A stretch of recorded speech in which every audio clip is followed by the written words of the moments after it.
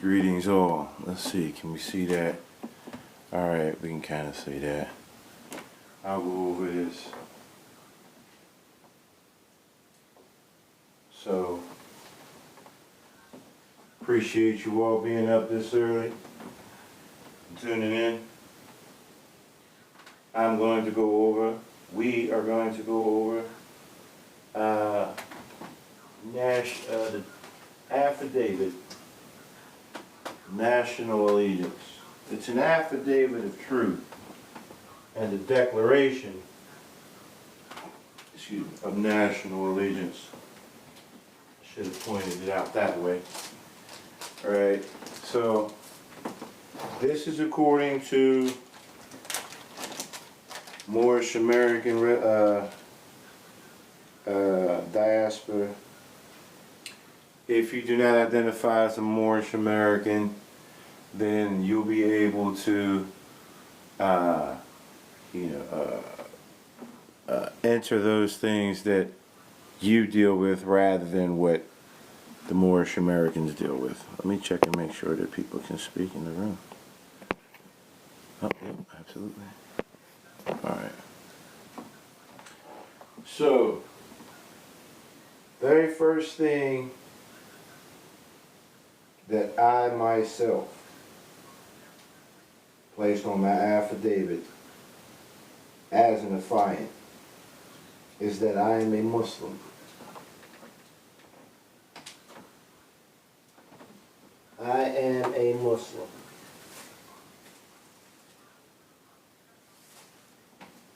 I'm not going to get into all of the rhetoric of how to pronounce this and as to whether this is not the same as MUSLIM. Fuck all that. I am a Muslim. What does it mean to be a Muslim? A Muslim is any living thing that honors the law of nature. That's what a Muslim is. Some say a Muslim is one who submits to the will of Allah. That is absolutely fine. It's the same stuff. Allah is the highest law. And in America, the highest law is the U.S. Constitution. Something to take mind of, okay? So, what does it mean to be a Muslim? It means to be a creditor. A Muslim, the word Muslim would be creditor. The word Muslim would be vanguard. The word Muslim would be fiduciary, trustee. Okay? All of us are beneficiaries and trustees of our own estates, of which the law, or all law, has given to humanity. Okay? So, I am stating that I am a creditor. All creditors around the world have what's called white status. White status means free of debt. It means clean slate, right? White, right? Nothing's on it, right? It's clean. That's what white means. The next thing is my nationality. My nationality is Moorish American. Why is it Moorish American? Moorish references a particular trust administration prior to 1774, of which my ancestral heritage is in alignment with. Alright? Moorish means Muslim. Moorish came to be known as any dark-skinned person, but that's not the truth of the matter. But that is a reflection of the fact that dark-skinned people do have a Muslim or Islamic identity. Alright? I am an American of Moorish descent. Moorish Americans are taught that we are Moorish American because we are descendants. We come from the line of Moroccans, but that we were born here in America, not in Morocco, not in Africa, not in Asia, not in Europe. Okay, so we are Americans. All right, I'm an American. And Moorish also references Muslim. So really, my nationality is saying that I am a Muslim American. For those of you who are familiar with how Islamic ideology works, the Muslim community worldwide identifies first within the religion. And Drew Ali gave us the Moorish Science Temple, and so we are Moorish, and then we are American. So just for you all to know, it just means that we are Muslim Americans, right? And all Muslim Americans are permitted to align with this group of people. Okay. As a matter of fact, up until 1929, you had all kinds of nationalities as Muslims identifying as Moorish Americans. Okay. All right. What's my next statement? My next statement is that my religion is Islamism.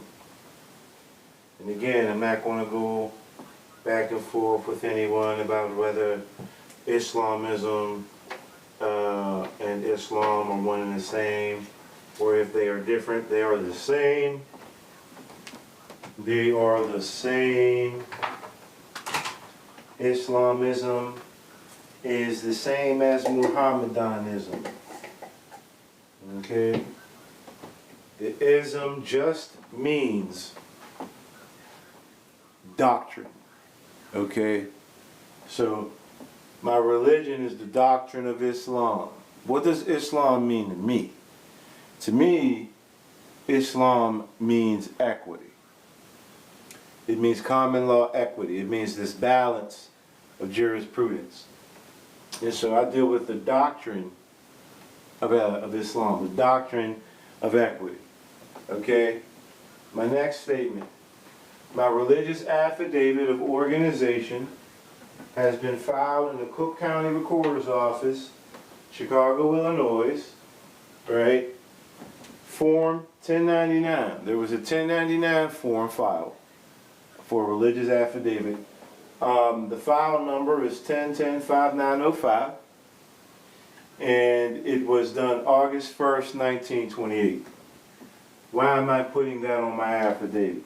That is to show continuity, perpetuity, and it is to show that I'm a part of a pre-existing organization prior to the 1933 reset. Alright, so I'm aligned with an organization, one of the first organizations that pledged their national debt to the United States of America before the reset, so as to show that they have nationalized. Okay? In other lectures, lessons, I've shown that the term nationalization simply means to return all property to the government. And so this religious affidavit of organization did just that. And we are doing the same thing, right? This is the national debt. This is my collateral debt, birth certificate, social security card. This is my national debt that I've pledged, right? When you're filling out the DS-11, that's what you're doing. You're pledging your assets, all right? So I pledged my assets, right, etc. The next thing, my presiding officer is Prophet Noble Drew Ali. Prophet is not some boogie woogie title. Prophet is an actual working, it's a professional title.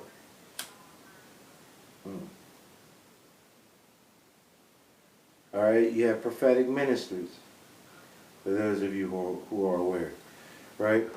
So I'm now showing the head of my organization. The head of the organization of Muslims in America that I follow, right, is Noble Drew Ali. Okay? Okay, then, all members are required to annex religious title, so that's an L, Bay, Ali. There are other titles that people have decided to take on, and that's fine, right? But specifically, El Bay and Ali, we are to annex religious titles to surnames. That's a religious thing. And we are to wear either the fez, the turban, or all things Moorish in any type of identification. Photos. Prime example.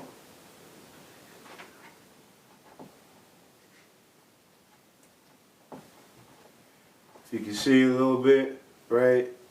I have my fez on, right, on my book.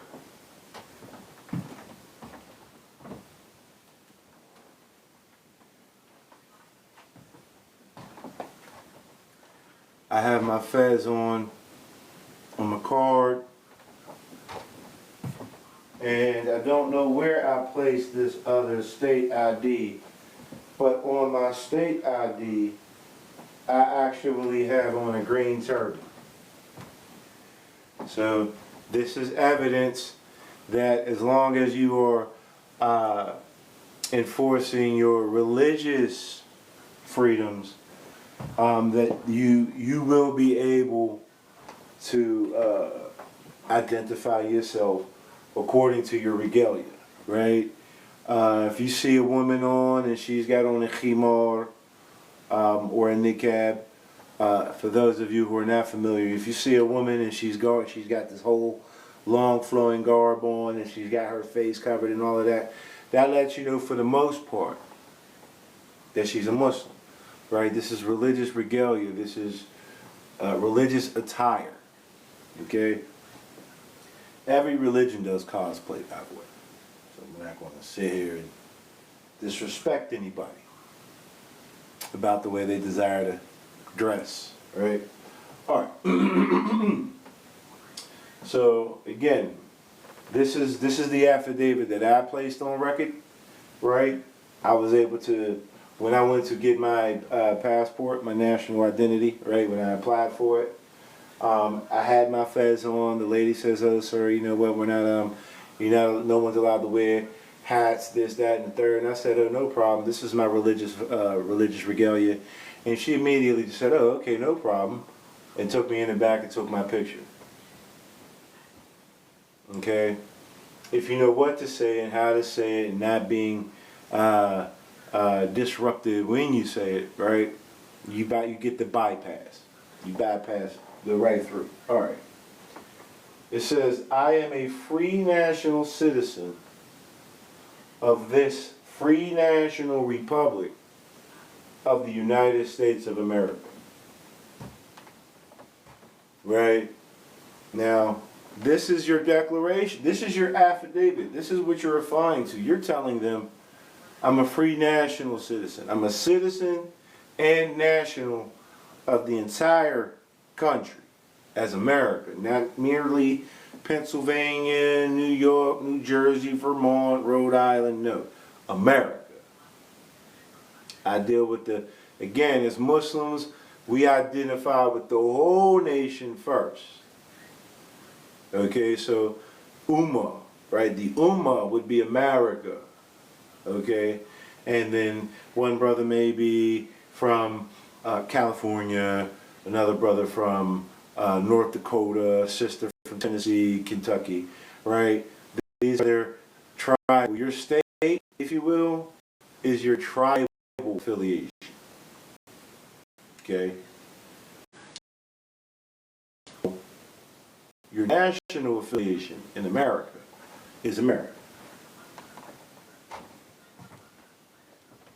All right.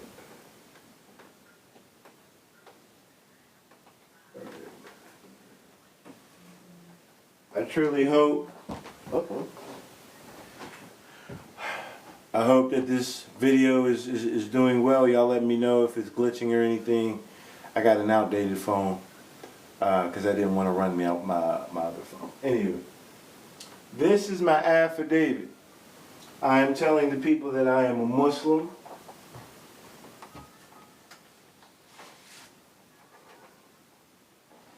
According to the race and ethnicity, all Muslims are classified as white.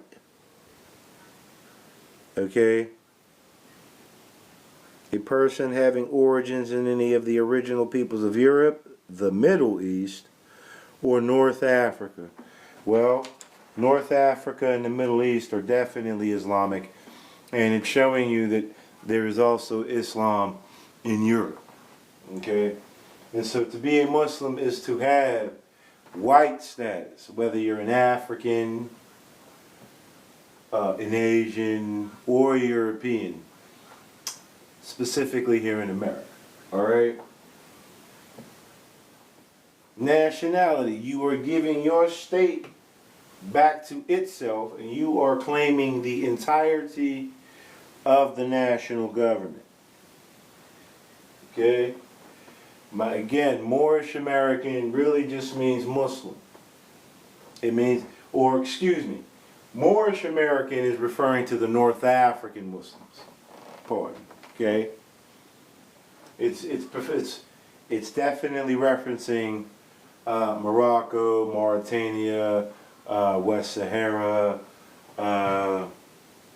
Egypt, Tunis, Tripoli, Algiers, Libya, right, etc.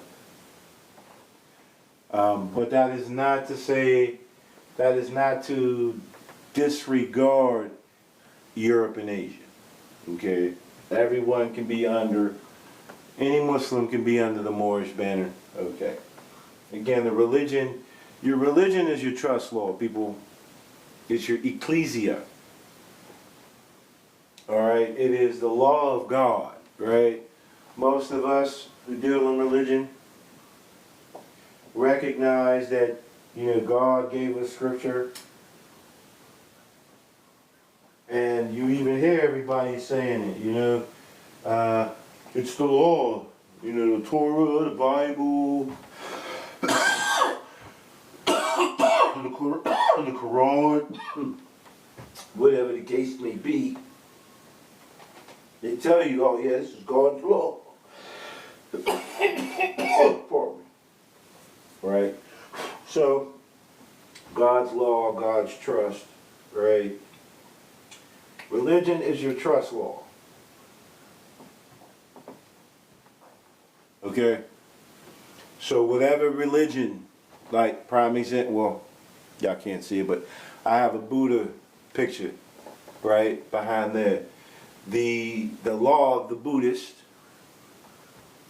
I would imagine, would be like the, no, pardon me, not the Buddhist. I don't want to say Hindu because it's not Hindu.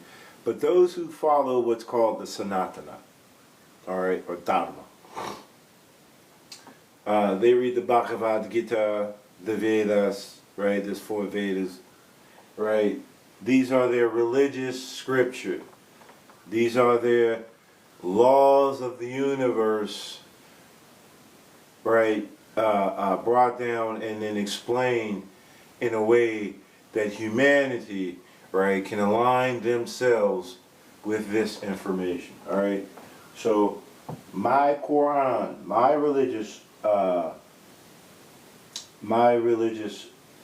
trust law is known as the Holy Quran of the Moorish Science Temple of America. And so that means that Holy Quran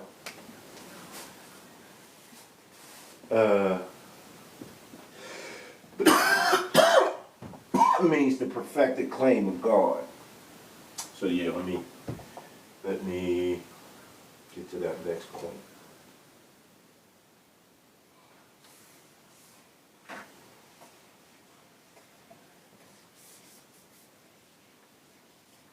To be a Moorish American is not to be out here running around talking about this is yours and it's not anybody else's. That's not what the Moorish American diaspora started on.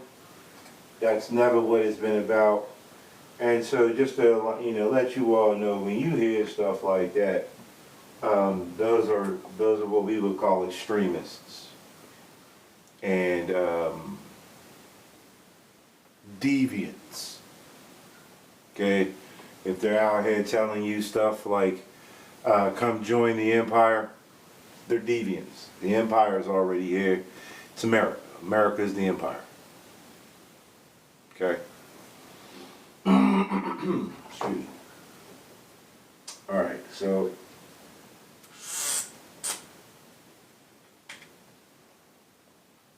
holy. Holy means what? Complete. All right. Whole, like as an entirety, right? Whole. Perfect.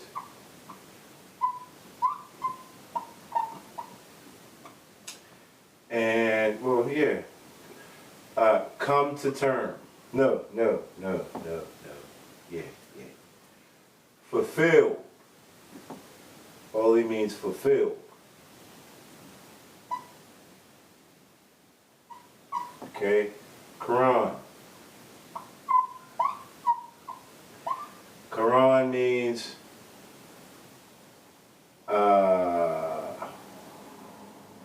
what would you say? Assertion of speech.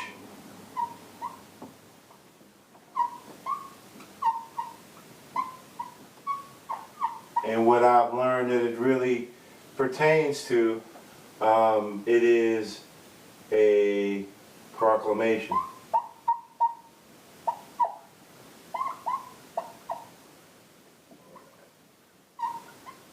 So Holy Quran literally just means a fulfilled proclamation or a perfected proclamation, right? Jurali teaches the Moors of America that we are to proclaim and practice. To practice and to proclaim, right, these divine laws of the Holy Quran, all right? Jurali draws from ancient Eastern philosophy, right? Jurali teaches his Muslims through Christianity, Buddhism, Confucianism, Taoism, even Judaism, right? He teaches them through this. All right, so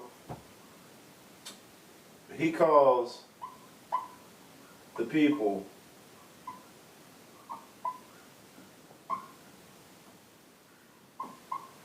Ma salam, Ma salam, Ma salam, right? This means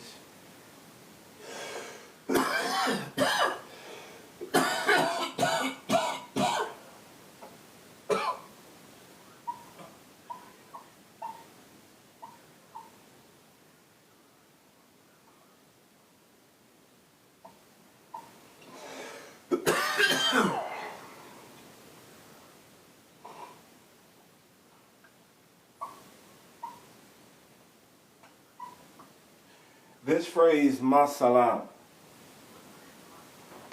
Masalam means it is perfected.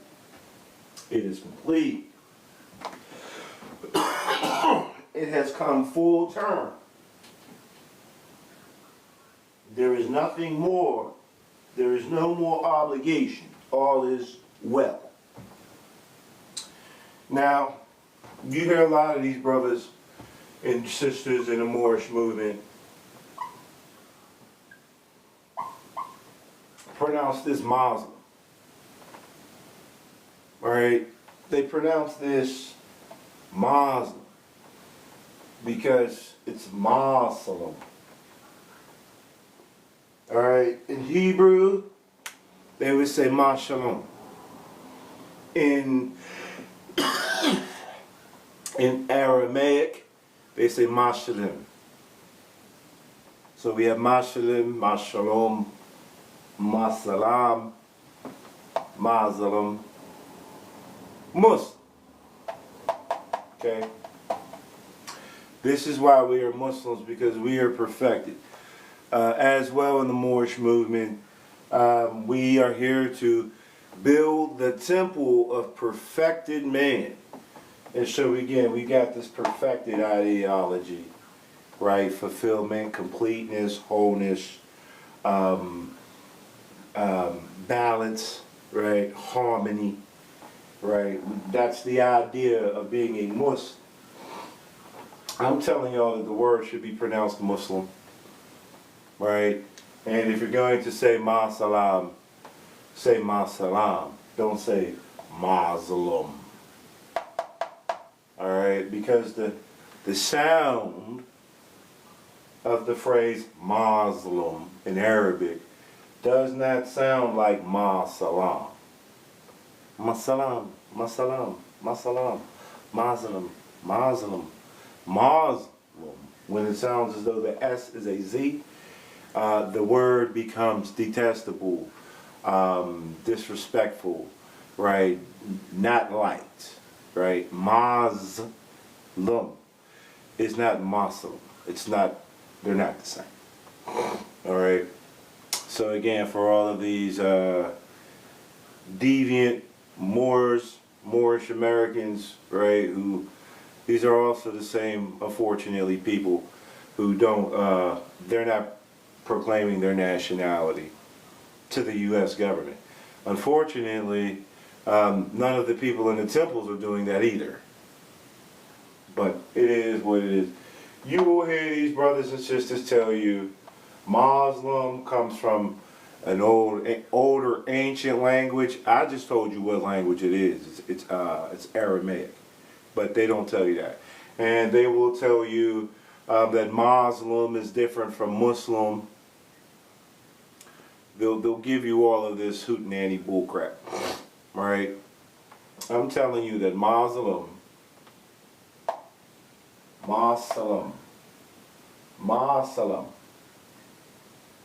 not Muslim.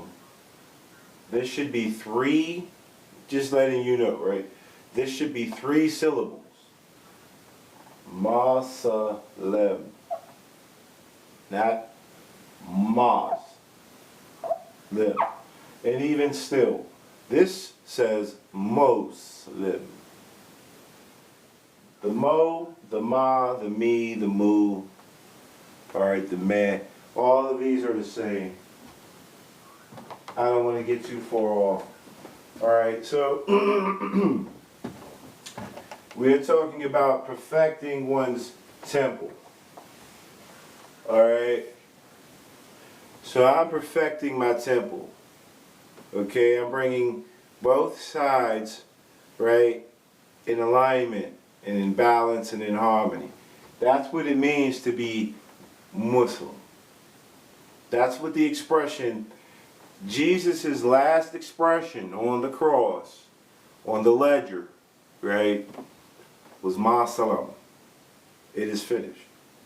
It's complete. What was he expressing? That he's fulfilled his obligation and that he is due. He has discharged his affairs. That's what he's saying. Properly discharged of affairs, right? He knows his higher and his lower, right? He knows his debts and his credits. He knows his assets and his liabilities, right? Ma salam. It is finished.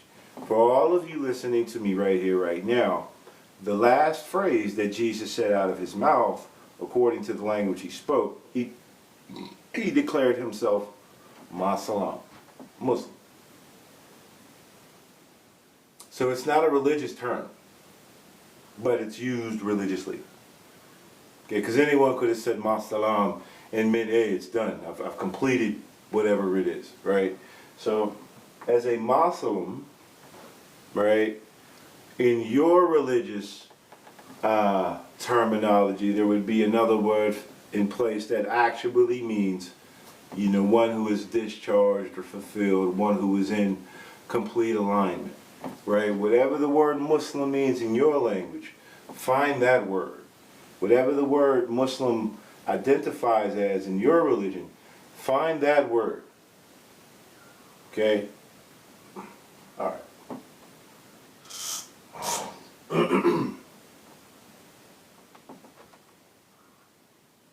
So we have an affidavit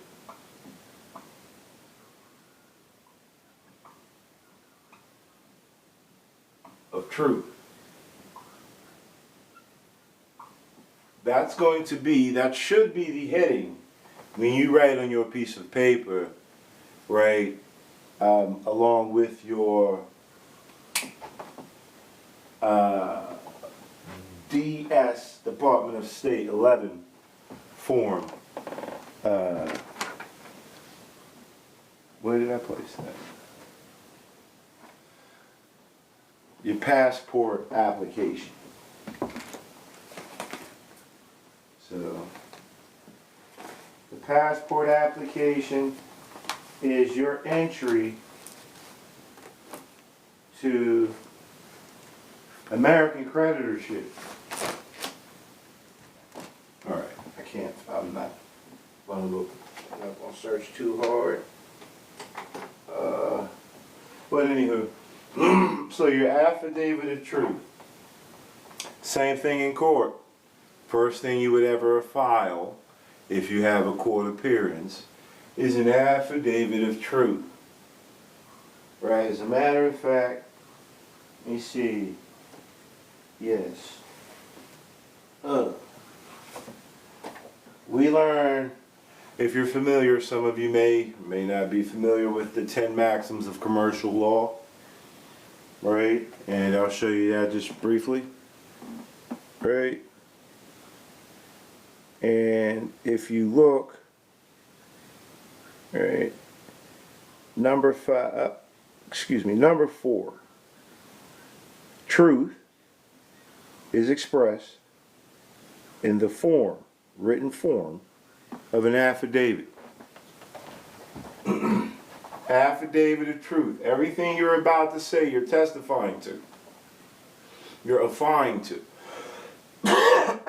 To the best of your knowledge, belief, and understanding, comprehension, everything that you're about to say is true. Right? Okay. And then it's, you are declaring. So it's a declaration.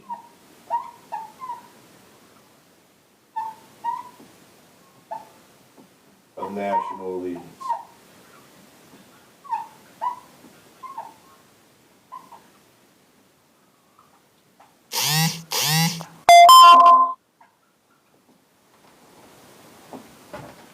Appreciate that. All right, so we have a Declaration of National Allegiance. Right, so again, I'm coming from the Moorish American. Specifically, I'm coming from Noble Drew Ali. I'm not using anyone else in this movement as a reference. Right. So coming from Drew Ali's concept of nationalization, of nationalizing, Drew Ali teaches his Moors that the process of nationalizing as a Moorish American is the same process for nationalizing as an Italian American, an Arab American, a Christian American, whatever the case may be. Drew Ali has instructed the Moorish Americans to observe. It's amazing that I can't find what I'm looking for. But he informed his people, there we go. And he told them to observe. He told them to observe, right, how every other nationality or nation in the families of nations, how do they come to the U.S. national government? right? He desired for us to observe them. And I'm going to read shortly, briefly. It's from a divine warning by the prophet for the nations. This is a newspaper article from the times of the one they call Drew Ali. This is a newspaper article of his organization, of which he was calling in all Americans, right?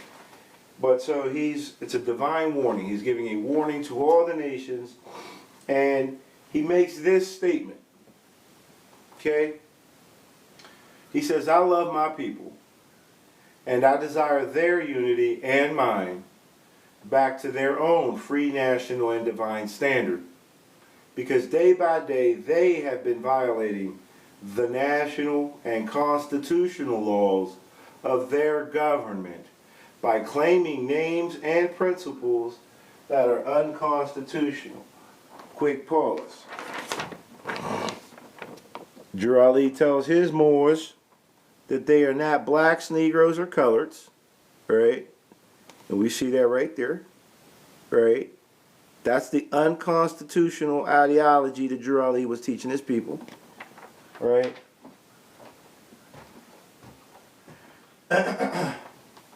And then he says, if Italians, Greeks, English, Europe, Chinese, Japanese, Asia, Turks, and Arabians, Eurasia,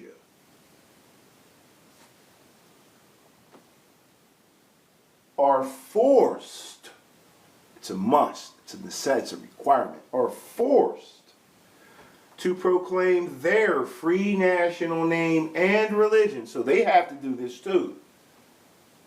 This is Drew Ali saying, hey, they have to do this too, and I'm trying to show you Moors, right?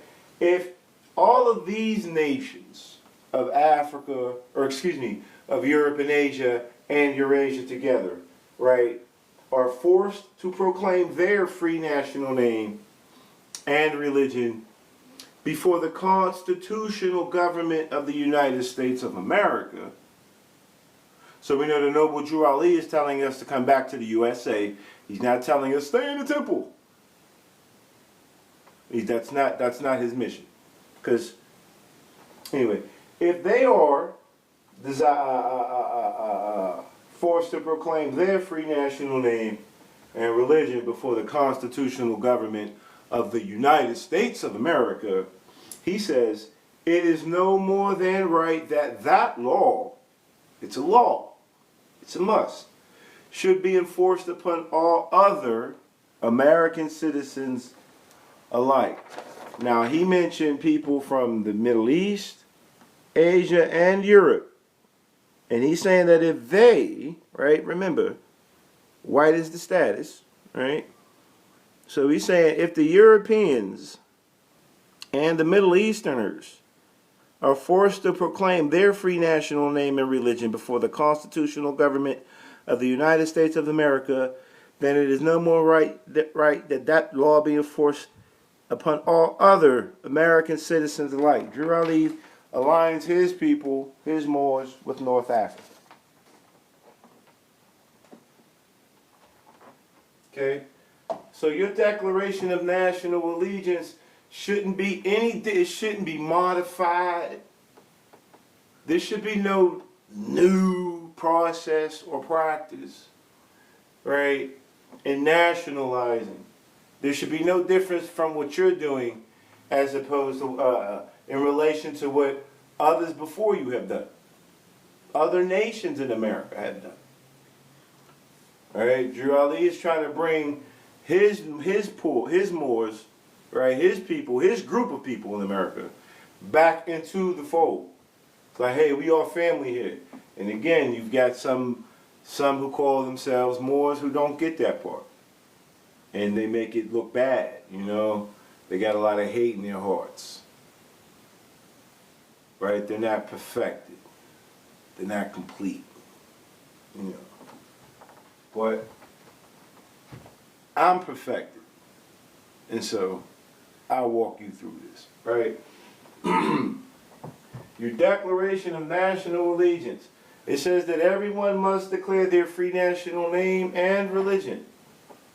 Why do you declare your religion? Because your religion is your trust law. Now, how do I declare my free national name and religion? What is my free national name and religion? Mine.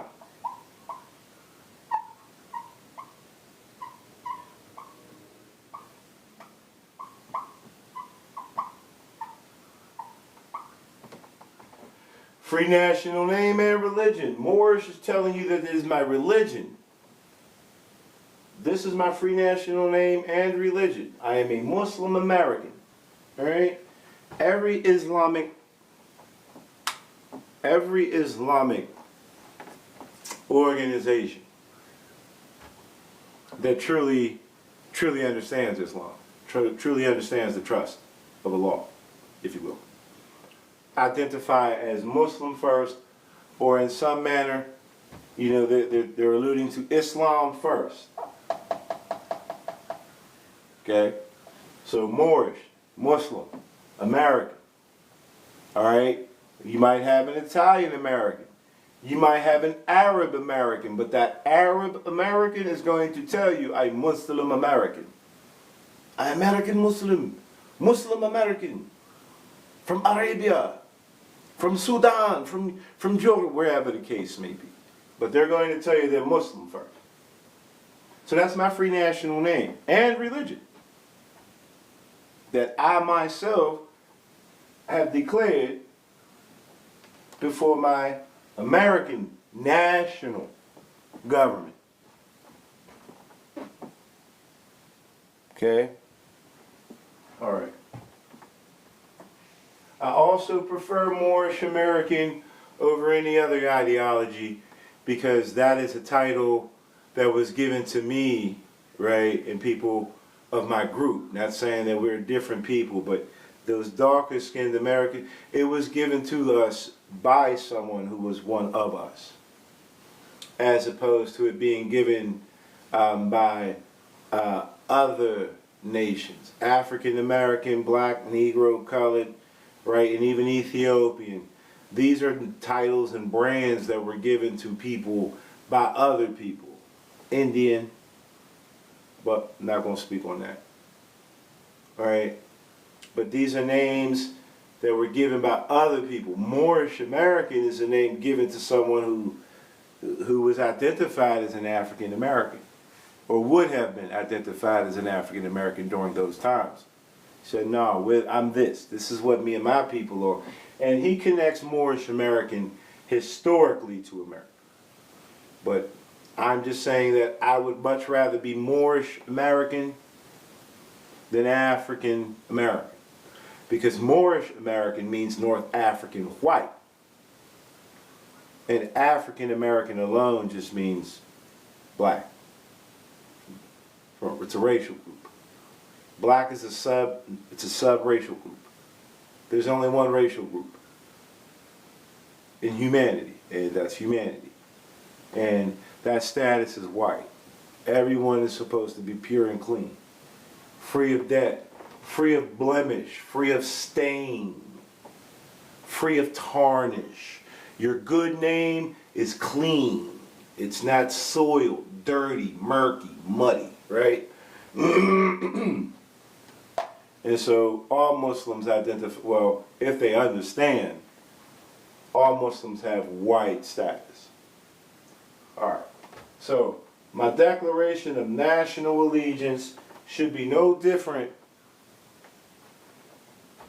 than the Declaration of Nationality by any other American citizen, be they from Europe, Asia, Eurasia, North Africa, wherever the case may be.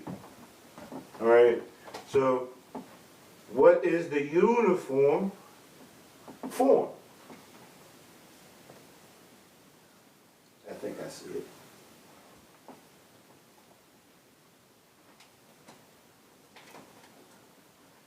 Ta-da.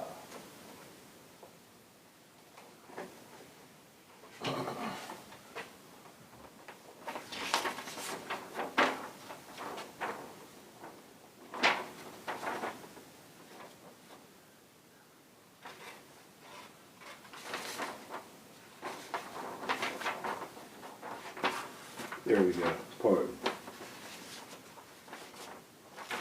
All right. The uniform form. This is the uniform form to declare your nationality. It is a DS-11 form for those who have birth certificates and social security numbers.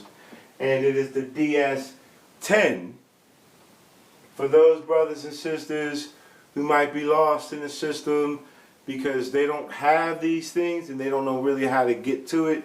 DS-10 is how you can get yourselves right and exact, right? Because America accepts everybody. Just like Islam accepts everybody into the fold. Right? As long as you're willing to be identified as one of the people and you're vested in the trust of the people, you're in America. Period. Okay? America is the greatest economic trust indenture between the people and themselves anywhere else here on this planet Earth that we're aware of. The peoples have the right to come together and to make a thing happen. In other countries and on other continents, certain people are just not allowed to do that. There's a hierarchy where, rulership comes through family rather than any type of test of true leadership. In America, hey, if you are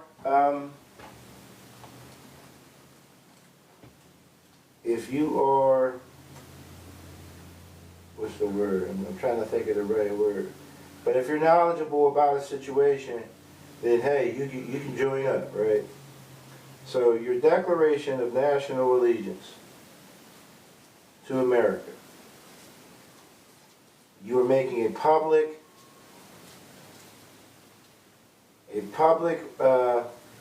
statement.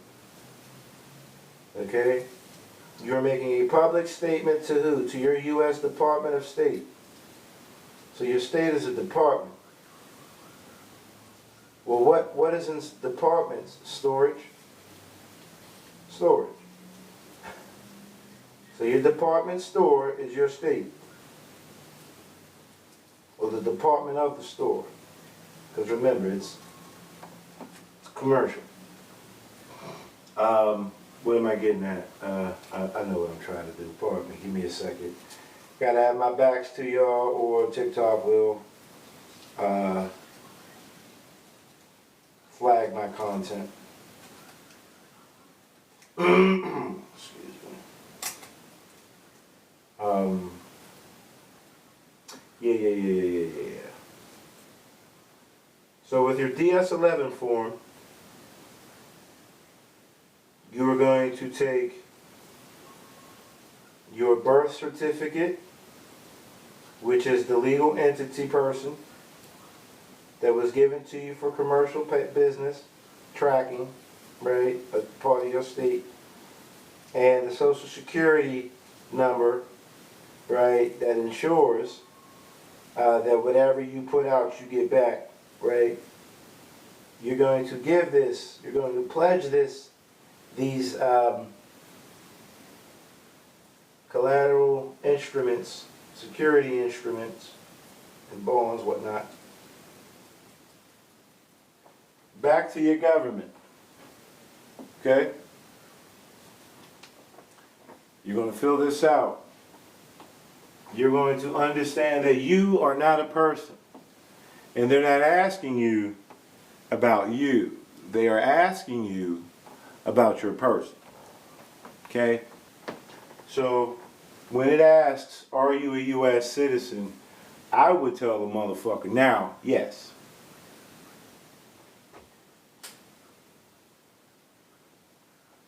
Okay, initially, when I filled out my application, I marked no to U.S. citizenship because I did not wish to be identified as a 14th Amendment citizen.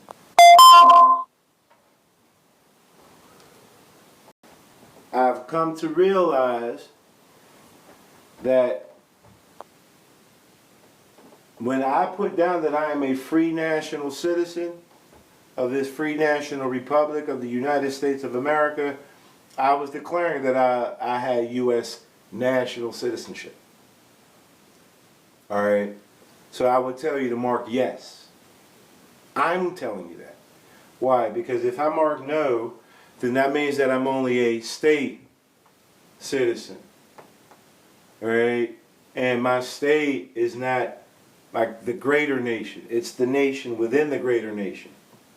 And so Pennsylvania would be like a tribe. Okay? America is all of the tribes together as one what? Nation. Okay? So I'm not going to walk around talking about I'm a state national. I'm a citizen / national of the United States of America. Now, how do I know that that's the right ideology, right? Drew Ali taught me about national citizenship. Okay, Drew Ali, in that literature I was just reading, Drew Ali tells the people that all of the gold, the commerce, all the gold, the silver, all the money, gold, silver, and commerce, he says, belongs to the citizens alone. So he makes this reference to citizens, right? And then he goes on and says, and without your national citizenship, by name and principles, you have no true wealth. When you look inside the passport book, right? The Secretary of State of the United States of America, right? This is your secretary, right? What does the Secretary state? Hereby requests. So they're making a request on your behalf, right? All whom it may concern, to permit the citizen / national of the United States of America. No, excuse me. Citizen / national of the United States, named herein, to pass without delay or hindrance, and in case of need, to give all lawful aid and protection. So Drew Ali told me without my national citizenship, by name and principles, I wouldn't have any wealth in the nation. And then this here says citizen national. I've seen in Drew Ali's literature that he said free national and national free. He said divine and national and divine movement. And so I can understand that I can see these things, flip these things. Oh, it's the same thing. So I'm a national, right, and citizen. Or, better yet, my person in commerce. My person in commerce is recognized as a U.S. citizen of national character. Not of state character only, but of national character. Your state references your citizenship through birthright. Alright? When I was born,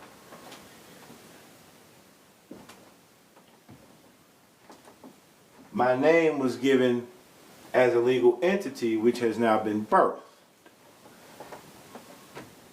Peace, Sony. So, on my passport, on my national, it says nationality on my card. And so it's a nationality card. Alright, so on my nationality card, it says that my nationality is USA. Okay? And again, I know people who, they'll point these little things out, and I don't know, they want people to not know. So my nationality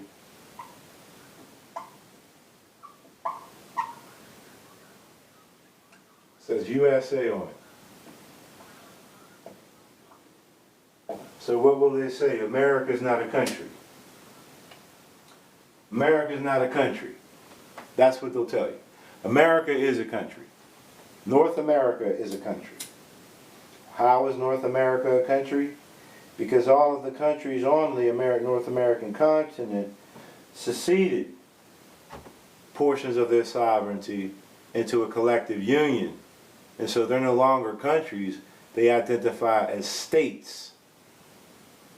And these states are united as one country, one nation. So that's my nationality. But then it says place of birth.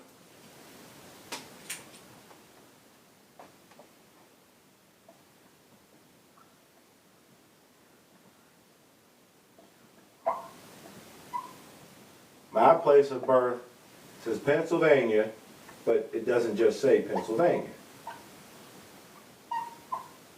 It says Pennsylvania, USA. Okay? So now, my nationality and my citizenship are together as one. So I'm a part of the Pennsylvania nation state, which is part of the greater American nation. And I identify as an American from Pennsylvania, not just as a Pennsylvanian from America. Okay?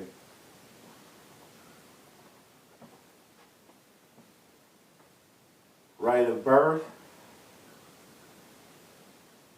Let me see.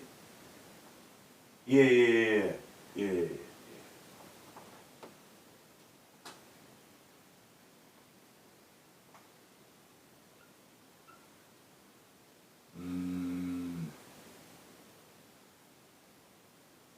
Yeah, that's sanguine.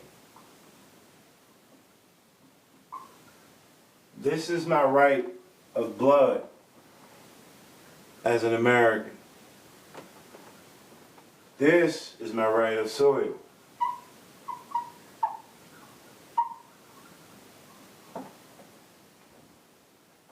By me being born here does not make me from here. Another one of Durali statements. Durali teaches the Americans that by you being born in America alone does not mean that you are recognized as an American. So your place of birth, me being a Pennsylvanian, that doesn't automatically make me an American. I have not declared my allegiance to the American nation. In order for me to be an American, true American, I have to say, hey, I have to stand upright and say, hey, Pennsylvania is my department, right?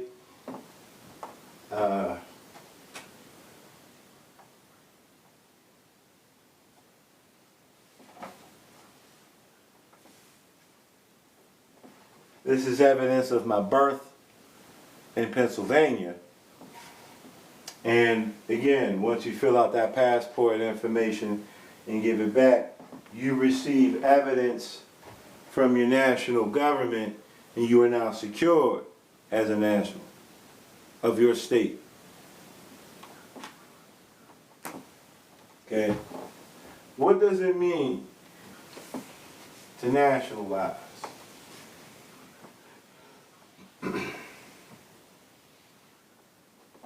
What does it mean to nationalize?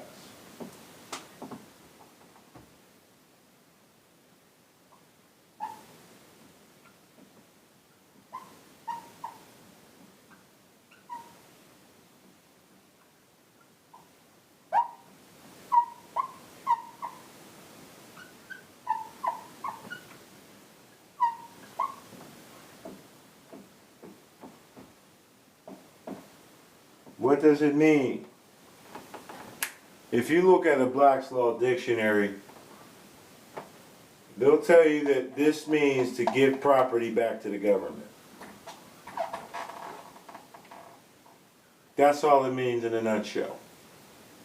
To return, to give property, right, that belongs to the nation back to the government. So this belongs to Pennsylvania, right? And it's the property. It's the hypothecated value of my labor and commerce, right? It's the whole business. I gave it back to the nation. I took something from Pennsylvania and said, America, here. And again, once I did that, I was given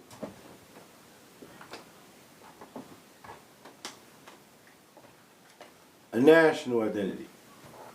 So I returned this legal commercial property, and I got lawful commercial property in exchange. That's all I did. That's all you're doing.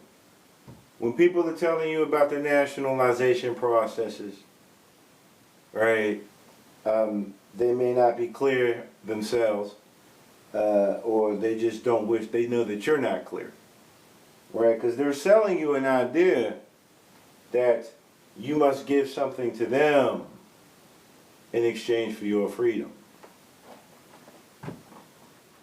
Peace, peace. Alright, they tell you to fill out this and do that and get this and do that. No, that's not necessary. So just go and get a passport, put race as white. Absolutely. So with the racial classification, and I'm glad you brought that up, that starts at the Social Security Administration level. Okay? So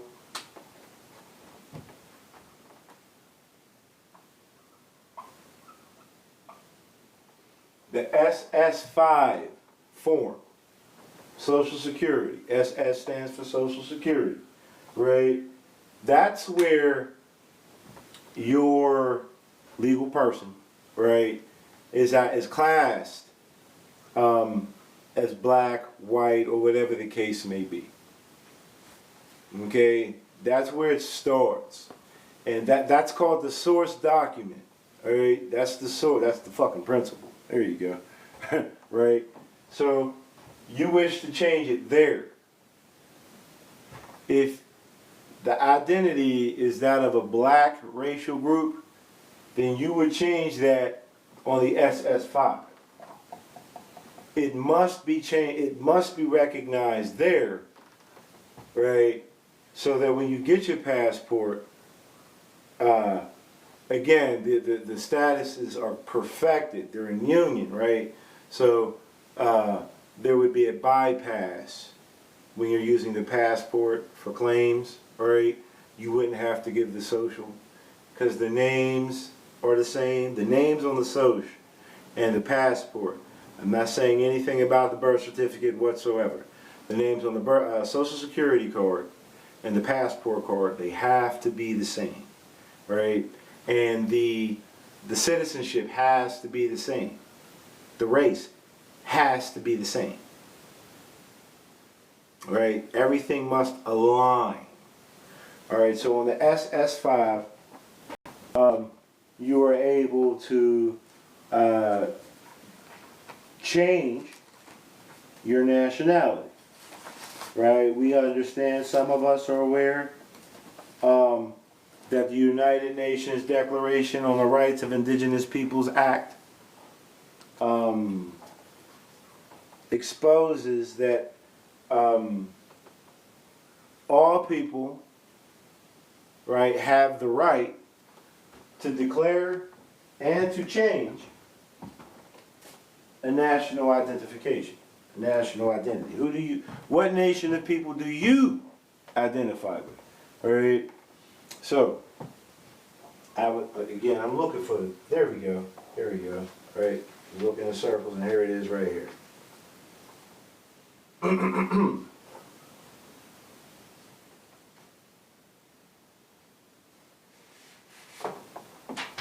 Fortunately, I ran off copies, and I've got just blank copies, right? So, look, this is the SS5 form. Application for a Social Security card. Okay? and you see place of birth, right? Number 3, right? And you would give the social, right? But then we have ethnicity. Are you Hispanic or Latino? That's up to you. But when we see race, see you can change your race here. Y'all see that? And so you can change your race from black African, right, to white. And what I actually had done for my own was the same way you see the slash here, pardon me, same way you see the slash on African American, right? Can you see that? It says black slash African American. I put white slash North African American. That's what I did, right? Because I felt like that's what I needed to do for it to work, all right? According to my understanding, I'm an African in America, but I'm a North African. I'm of Moroccan heritage, right? I'm not of any non-recognized African state ideology, state of mind. So you would be able to change that here, or update that, correct that here, right? I was also able to annex my title. Let me see here. Yeah, there we go. Man, I really wish that I could show y'all, but I know that I really cannot show y'all too much of the information.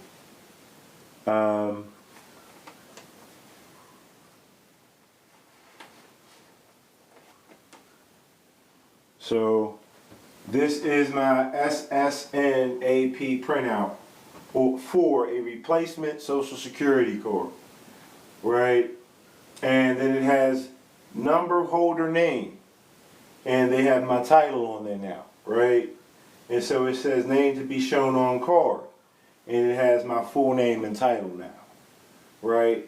And then down here it says name shown on last card, and it has my name without title.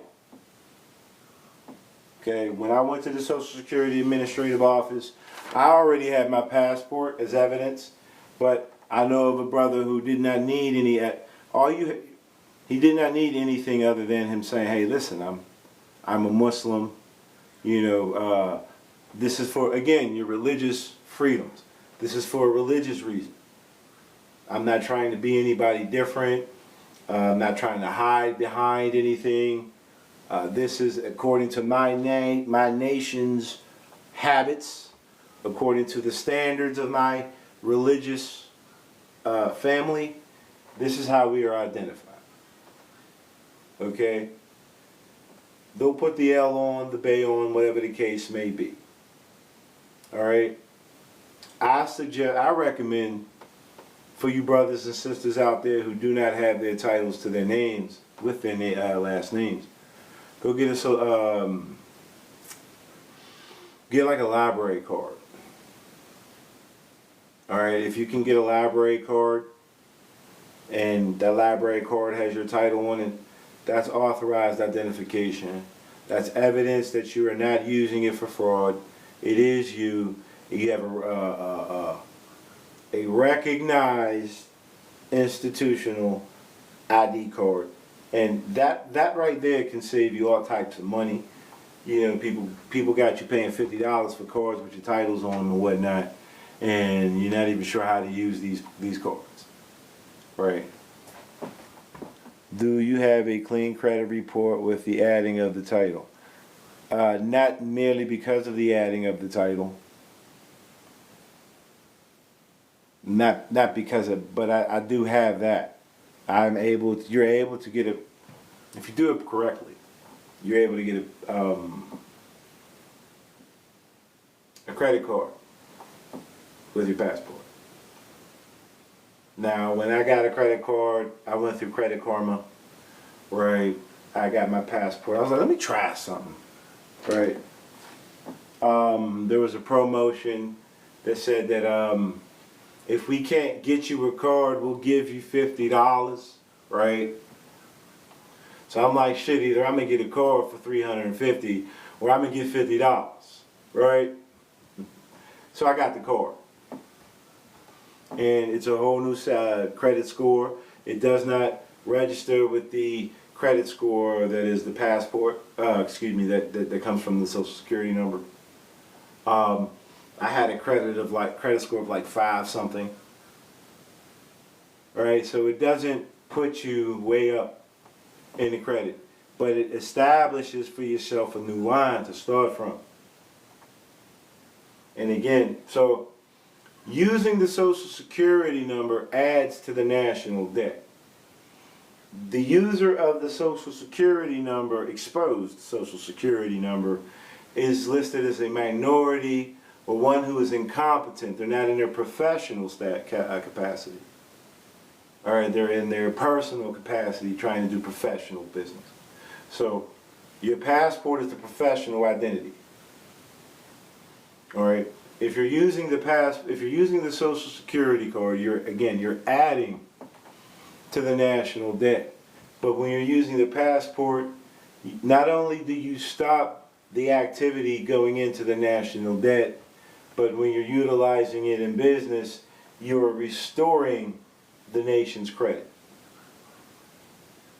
Because the social security identity acts as a charging agent. The passport acts as a charging/discharging agent. If you follow.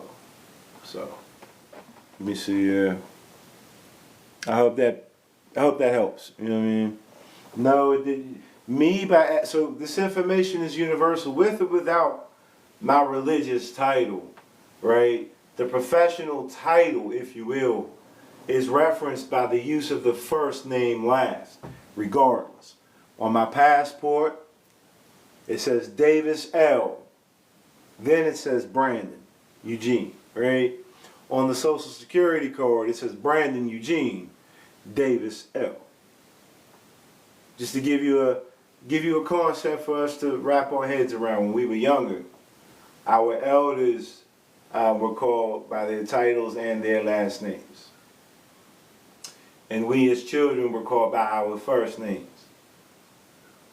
And this is to show the minority versus maturity aspect in society, right?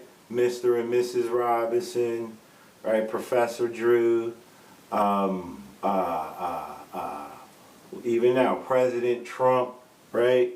They don't say President Donald. They say President Trump, right? Or they'll say Donald Trump, but nonetheless, or again, on my passport, I realized that my last name is first. And so the professional identity comes in using the house name first. Right? I'm of the house of Davis L. I'm in the house of the beloved of the Most High. That's what Davis L means. But nonetheless, Davis is my house. They come looking for Davis L. They're not looking for me personally, as Brandon. Right?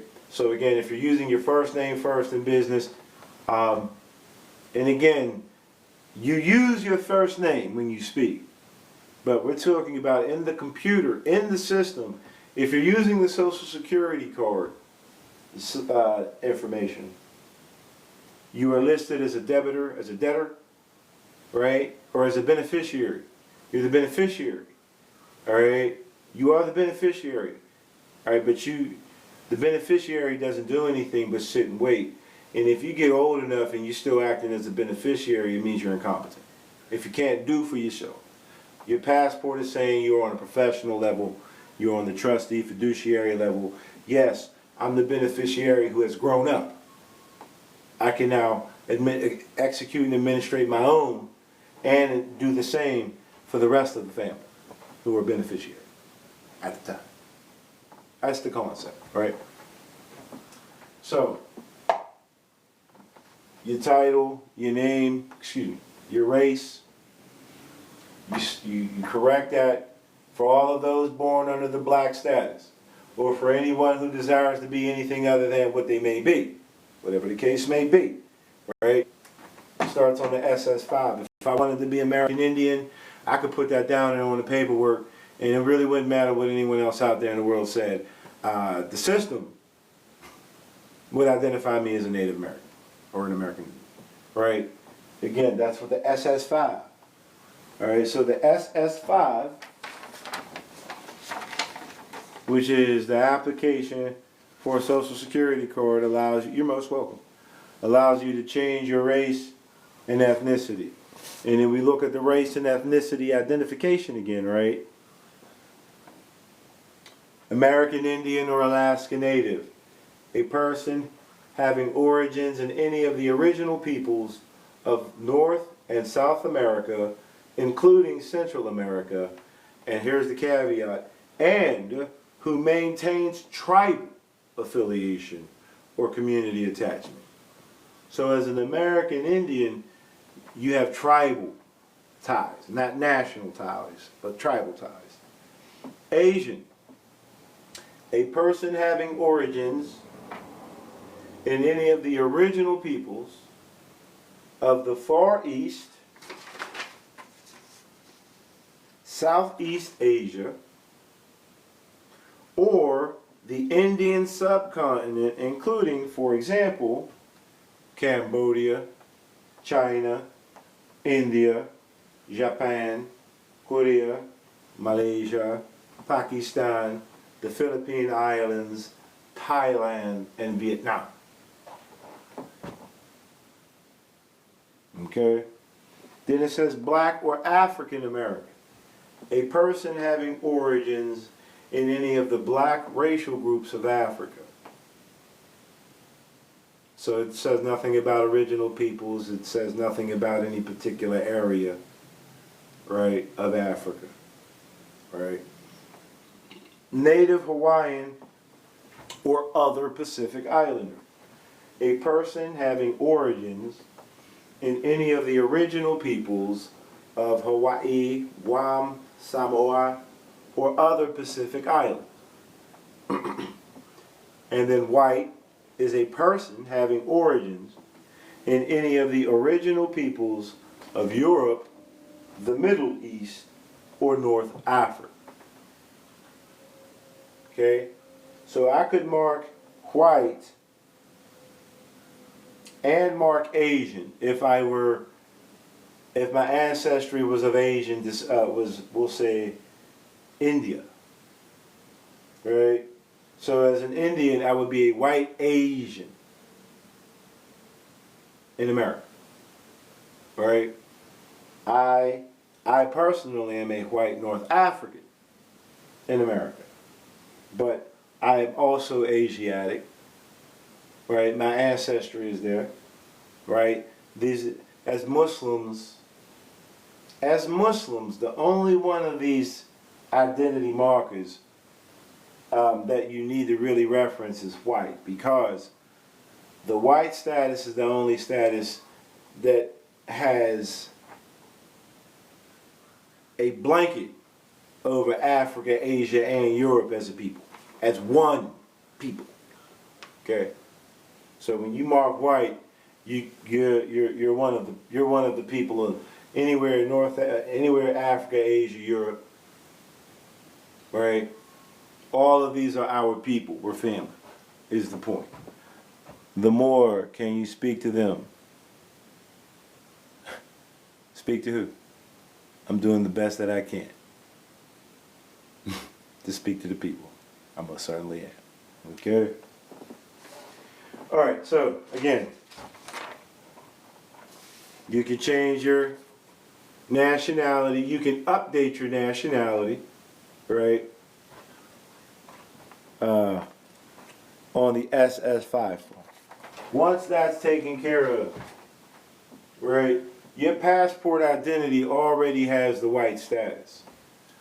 Alright, so Moorish Americans learn in law, right, because we were given law information, though most of them don't wish to identify it as such. Right. Moorish American doctrine tells us that white means purity,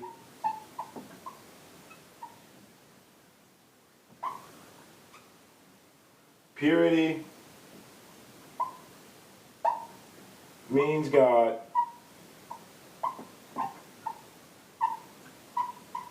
And God means ruler of the land.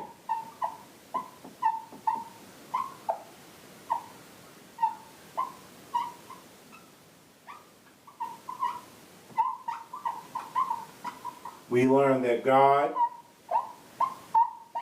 is white. We learn that man is God because God and man are one. And we learn that man can never be black.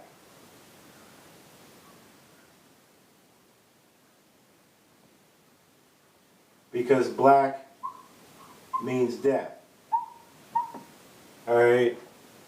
What kind of death are we talking about? Civil death. Right? It means not recognized, non-redeemable. Do you have to use the, no, not with the, no. I did though. Right?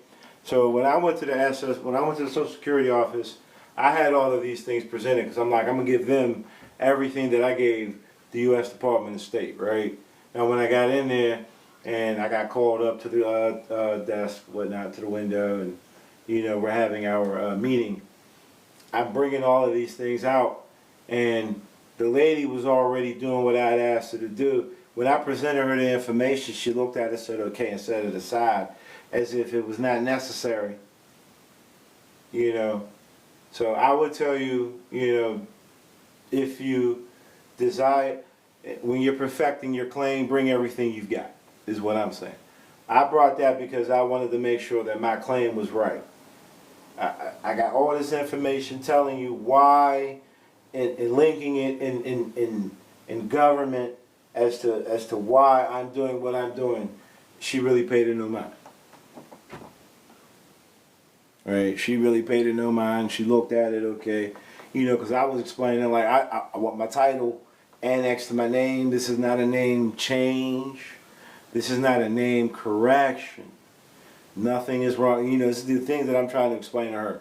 I'm not changing my name. I just wish to have my religious title attached to my name. Oh, okay, no problem. Hey, religious freedoms are real. Okay? Religious freedoms are real. Thanks for the love, y'all. Appreciate y'all. 100. Alright, so white means purity. Purity means God, and God means ruler of the land. God is white. Man is God.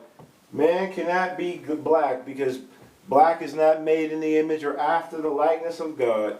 So if man and God is white, right, and as Muslims, all of humanity are Muslims, right, then all of humanity has white status, pure and clean, right? And again, we're looking at that again, right? Black versus white.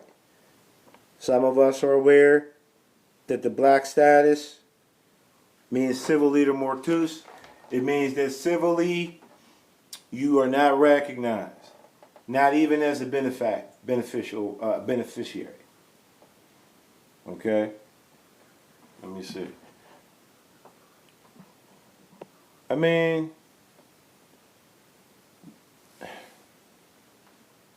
if you want to do that, you could do that, but you don't need to do that because it's already understood, right? A lot of people have made these processes more than what they need to be. Okay? You don't have to put California National on anything. Definitely. So on, damn, I just had it. Oh,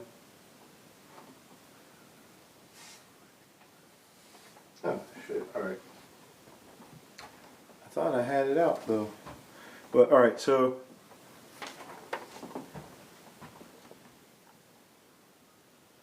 just trying to learn, no problem. So when we're looking at here, right, it asks, or it says, let me see, mailing address, right? Right there and all of that. Right, you could put what you need to put there. right? You don't need to put California National Republic, brackets, tax exempt, non-domestic, rural delivery. You don't have to do any of that shit. That's really just to get shit noticed. That's just so that when you're sending it to the person who's going to review it, the person is going to look and be like, okay, okay. All right, and now all they're going to do is, like, if your number's in brackets, right, in the system, they're just not going to put the fucking brackets. Why?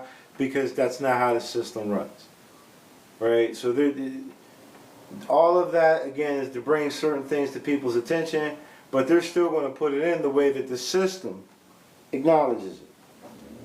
All right, so when I put it was Pennsylvania, now it does, on this form, it tells you not to abbreviate, right? And I was like, well, that was something to take note of.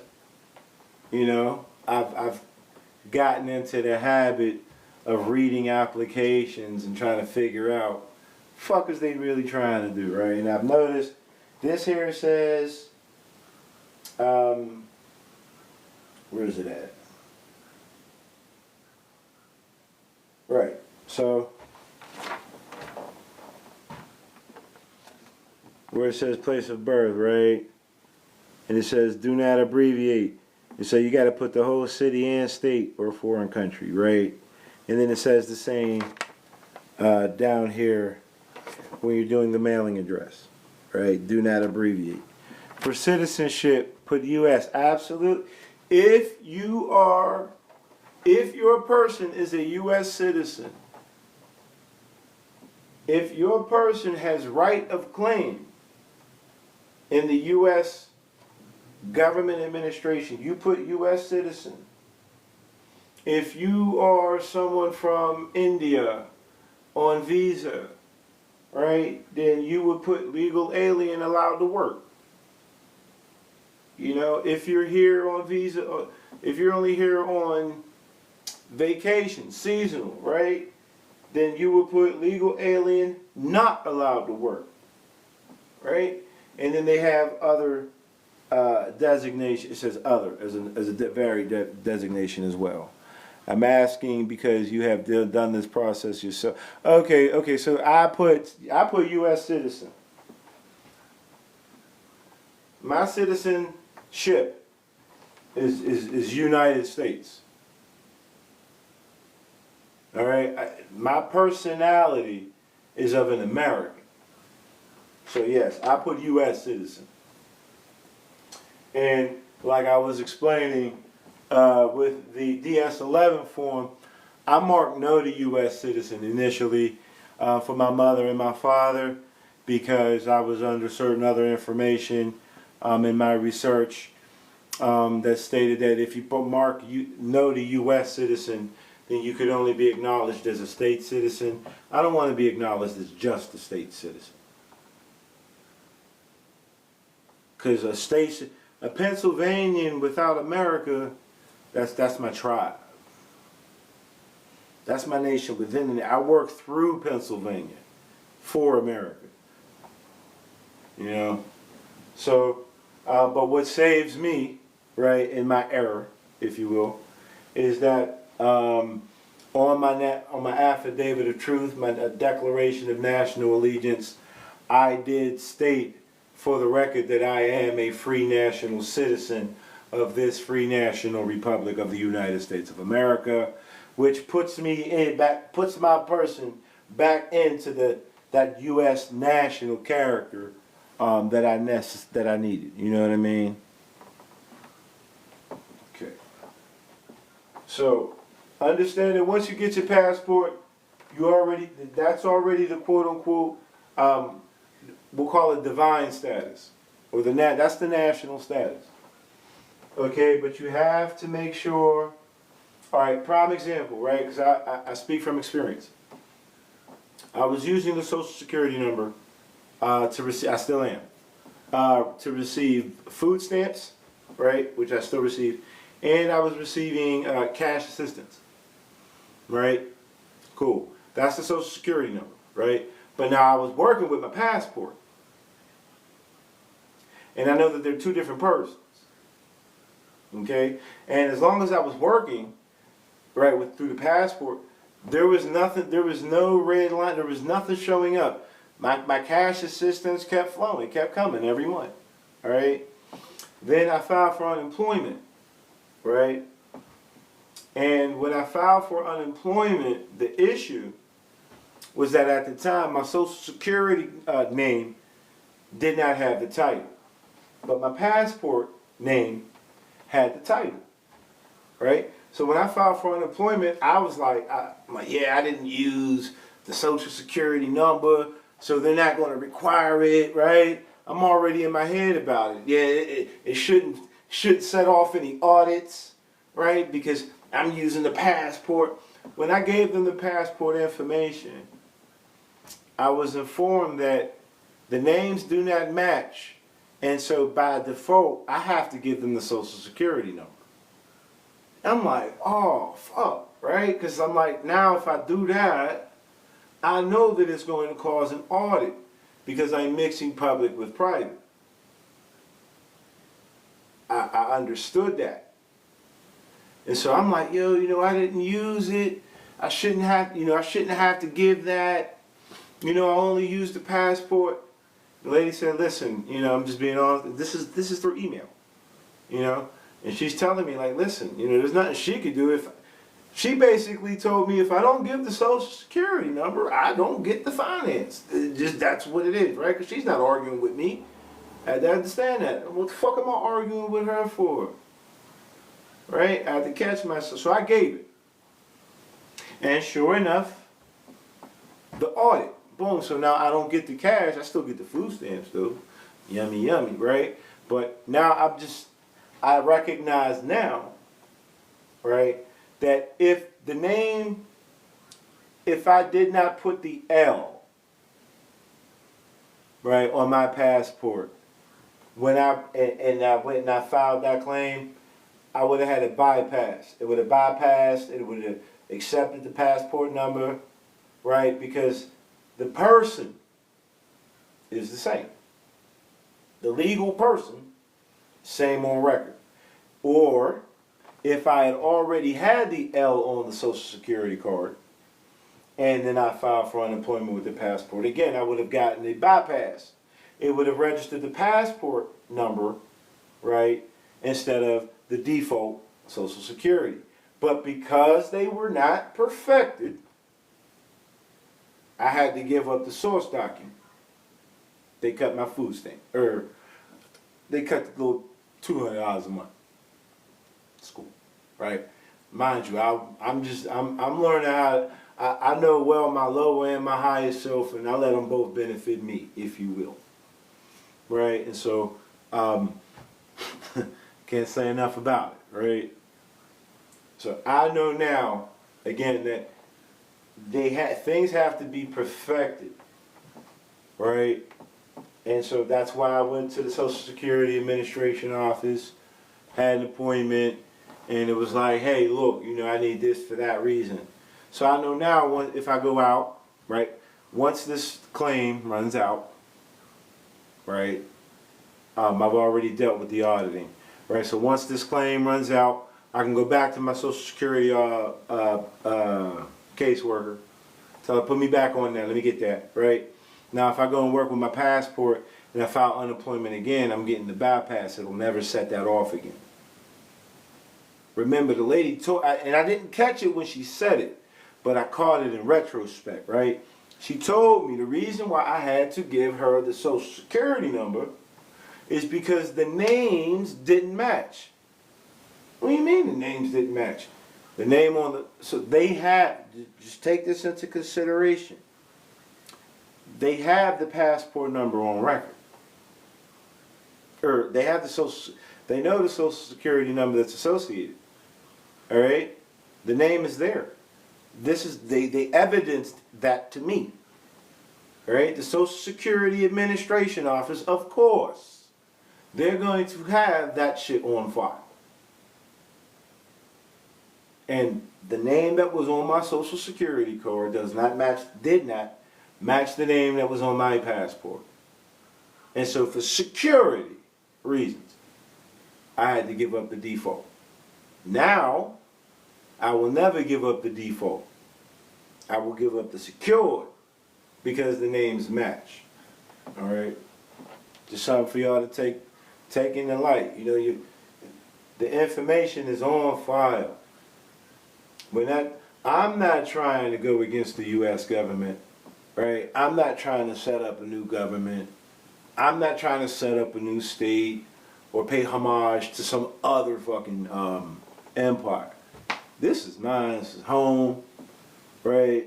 I love it. There's no place I'd rather be than here in America, right? I don't mind going and traveling and seeing everything else and everywhere else, but this is home to me. All right? I declare my allegiance. So that's me declaring, like, I will give my life for America. All right? I'm not trying to be anywhere else. I'm not trying to be anybody else. I'm not trying to be anyone else. You know? You were born in the States. Coolio. I was born in Pennsylvania. My birthright, my place of birth, my birthright citizenship is American.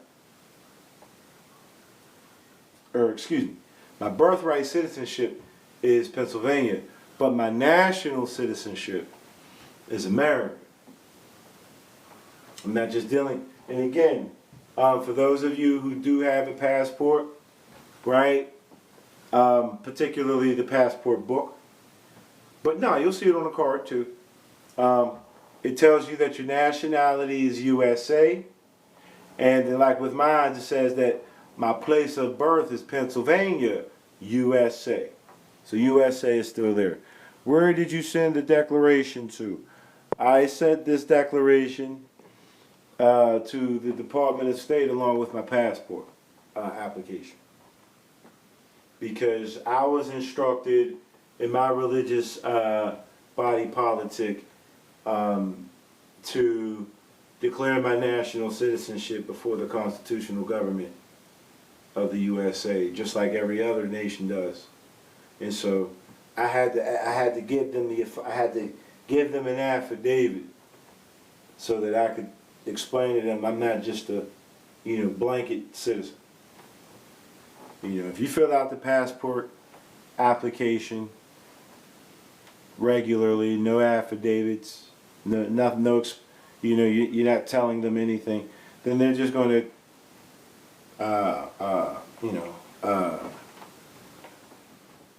they're going to register you usually. Now again, my instructor told me I had to declare my religion. So I declared my religion, right? My occupation is a minister. And my employer is the Moorish Sons Temple of America, Grand Major Temple, that was established August 1st, 1928 as the culmination of a whole movement, right? And so that's my employer. That's my national person. That's my tribal, if you will. That's my Muslim organization. All right, so I identify with all of that. I have 5 stars on my passport card.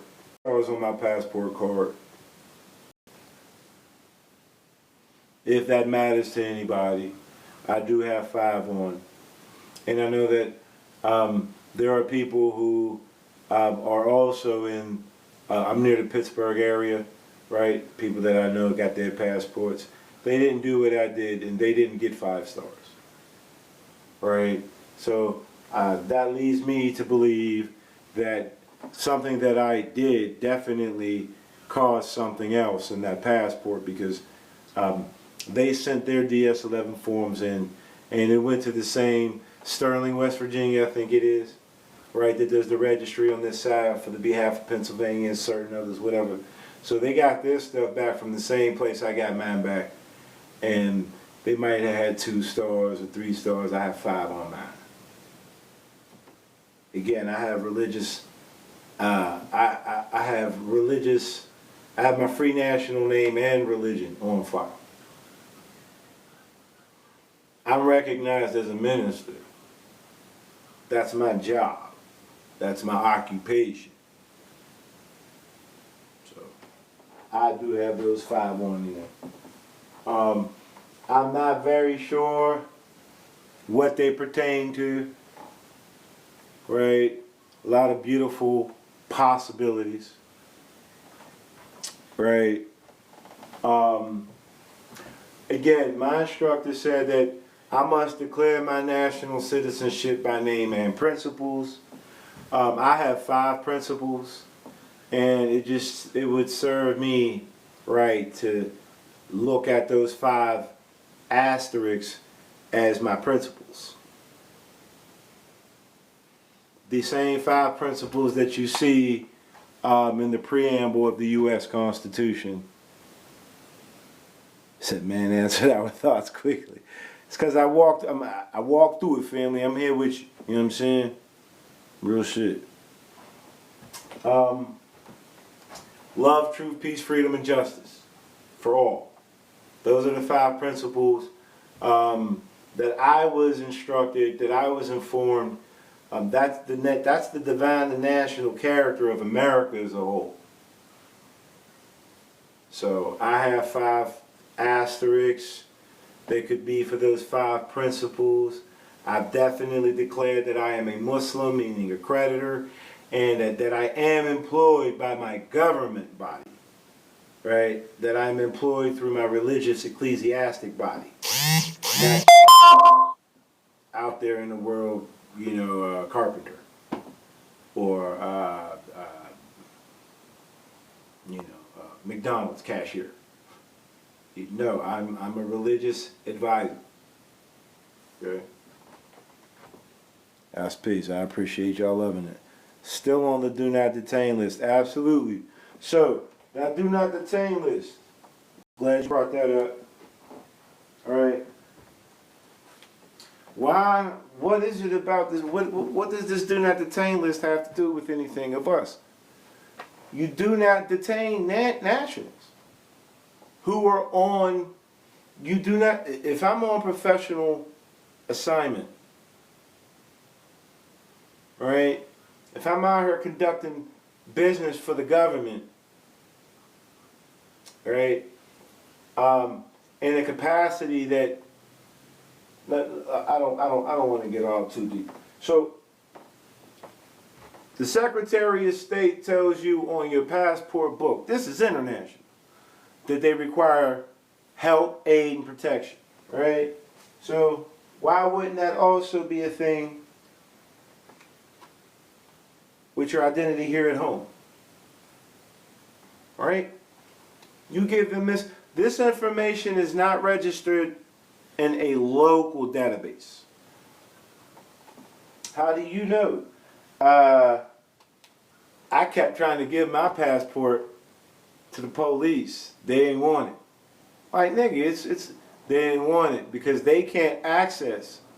They need authorization. They need higher clearance to read into that. So they would have to relinquish their own jurisdiction over the information gathered. They don't like to do shit like that. Right? It's like getting hot in here. Or everything. Right? So, when you look at your passport, it does not have an address on it, but it has an address in it. It's in there. Right? The police, the local government, we'll just say local government, municipalities, they do not have access. Leave that alone.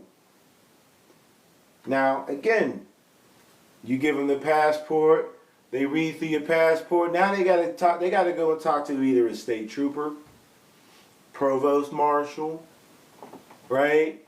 Fucking FBI agent, right? All of these other state, federal, national, and international governments that are above themselves. doesn't have your address on there. They can't run me. They can't run my, they can't tell, they can't send anything to me. But remember, it's in there. It's in there. This is what the do not detain list is about. They don't have authorization. Now mind you, right? If I crashed out, right? And they found my passport and they pulled me over and they know that I crashed out. It's me.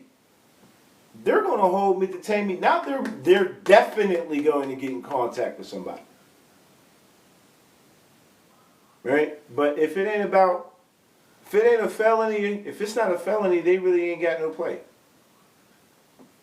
I've had police officers attempt to up charges to misdemeanors in hopes that I would have to forfeit my passport. I've never had to forfeit my passport. I know of a sister who had to forfeit hers until a matter was resolved and dealing with a felony. He said, if I'm him, bitch, I am him. Right. I ball so hard. That's my shit. All right. But, okay, so once her issue was done with and resolved, right, her passport was back in good standing. So I know that felonies will slow you down, will stop you immediately. A felony, and it's not because they want to slow you down. That is a serious charge, right? Felonies are serious charges. They cannot allow you to move about until after this affair has been settled. That's all it really is. You know what I mean? This is why I gave all of my sensitive information on the application, because I'm acting in honor. I'm not hiding. I'm not trying to hide personally. I'm not trying to be somebody who just can't be touched. No, I'm here about honor. I'm here about equity. Right? I'm here about justice. Right? As an American, give me what's mine, what's due me. Hey, if I'm brought up on felony charges, I'm pulling up. What's up? Because if I run, then that means that I'm not responsible. I didn't respond. My ability to respond correctly was not showcased. I tried to run from it.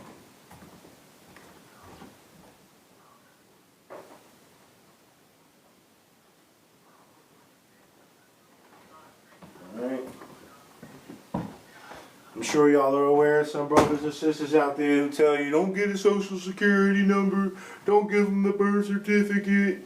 You know, if you do give them if you don't give it to them, they may not process it. They're forcing you. Man, shut the fuck up. This is what we hear. I hear a lot of this stuff. Yeah. I'm not trying to get out on my own government.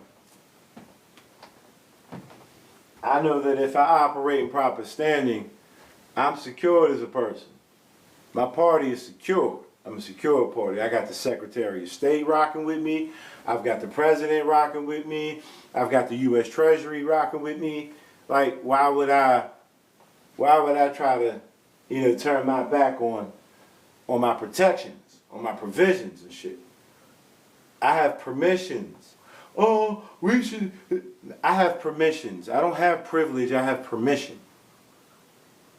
Well, I gave myself permission by aligning myself with the government and having say-so in how government rules, and then saying, hey, I'm under contract, right? I'm a party involved, I'm vested, I have the permissions to do this. It's not by privilege, it's by permission, authority. So glad I found you, appreciate you. I'm glad you found me too, family. I'm about to start with my SS5 form after this. Absolutely, absolutely. For anyone born with the black identity that desires to remain black, I'm here to work with you still, right? I know that you only get but so far. But I'm here to help, right? But I know for a fact, if you're born with the black status and you desire to have that creditor, that purity status, right? Start with that SS5, right? Um, Again, if you're of African ancestry, there is a white status for African ancestry. African does not immediately mean black, and it is a new concept. Just to keep it a beam with you all, right? So that SS5, right? The Universal the United Nations Declaration on the Rights of Indigenous Peoples Act, right? The right to a nationality, right? The right to change a nationality. SS5 form. SS5 form. Get to it, right? And then understand that we are coming into being businessmen and women. We're not just people receiving, we're supposed to be producing. All right? You receive from what you put out, right? Sow good seeds, right? You reap what you sow. We're not just out here waiting for somebody who went outside, grabbed all the food and brought. We're not waiting. Now we're out there gathering and hunting too, right? So we're here to do business. If you want to understand, if you want to do good business and if you want to place good investments and receive returns on investment, right? That's where your national citizenship is, right? And then you learn those tax forms. Learn those tax forms and understand what those 1099s are. Understand what because it's business, y'all. It's business. Learn UCC. You are breaking this down so simple. Thank you. Most welcome. Most welcome. All right. I'm just trying to give y'all the plain truth. Right? It's necessary. It's needed. I see a lot of people out here fucking up, fucking around and finding out. I was a fuck arounder. I found out my goddamn self, and I just don't wish to fuck around anymore. Okay? I'm a 43-year-old father of 3. Me being in prison, not going to help my children at all. Me not being here. Out here trying to be something I'm not. Out here trying to do things that I ain't got no business doing. I already went through that when I was selling drugs as a youth. I'm not going to be out here selling my fucking soul too. You understand me? I ain't got that to do. So I'm just trying to give you all what I'm trying to bestow upon you the wisdom that was given to me. You know, this is the process that I follow. I understand that there may be other processes.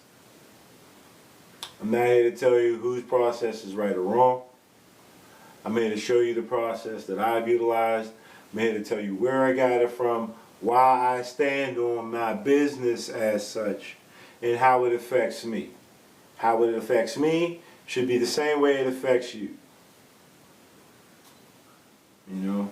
So again, if you're a Hebrew Israelite, you can do this. Middle East, you still have white status. Okay? If you identify as that type of ideology, as a Jewish, you still have to declare your national citizenship before the government. Most welcome to you as well. Right? Whatever religious, whatever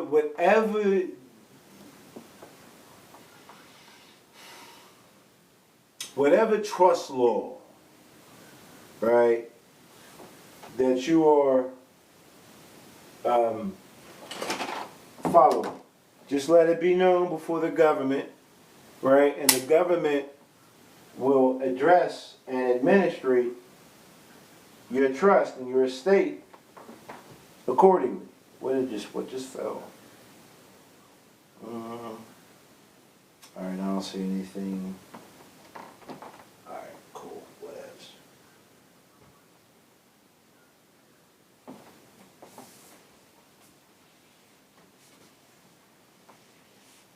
So here's another thing, right? I have another experiment, right? I'm a scientist. Let me tell you all that for a fact. I'm a scientist. This is what I do. That's my occupation. I'm a scientist. Okay? So I run experiments. And I study actions. I study causes and effects. That's what I do. Right? So, according to my understanding, I just recently had a court appearance in which I had all of the firepower in the world, right? Showing that law wasn't being applied to me appropriately, and this and that and that and this, right? And I was prepared to fight until the death.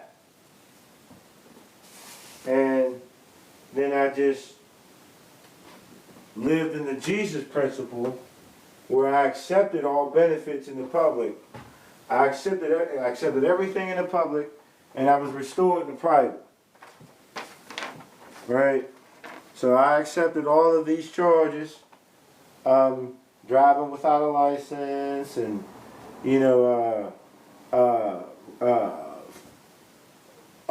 not right plates, license plates and shit. And when I was charged with this information, it was under my Social Security number. Right? Now, when I signed off on everything, I used my passport information. Now, I know that these are two different personalities. Right? So my experiment is to see, in due time, if any law enforcement is going to come and pursue me, right, for any quote-unquote payments. Are they going to pursue me for payment? Because they're looking for the Social Security individual, and I've already pledged that individual to the government, so I'm not an individual. I'm a party member, right? So now I'm just, I wish to see how's that going to turn out. Because again, the passport tells me, all whom it may present, right? Read it again. It's from the Secretary of State. The Secretary of State of the United States of America hereby requests all whom it may concern to permit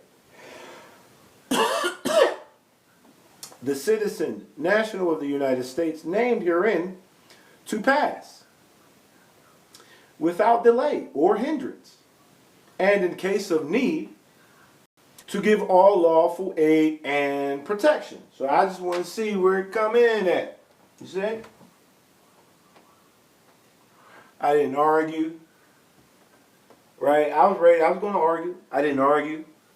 Right? I did what Jesus did. I understand the story of Jesus. Jesus was an Egyptian national. Right? And in the public, right, according to where he was at, it was under Roman law.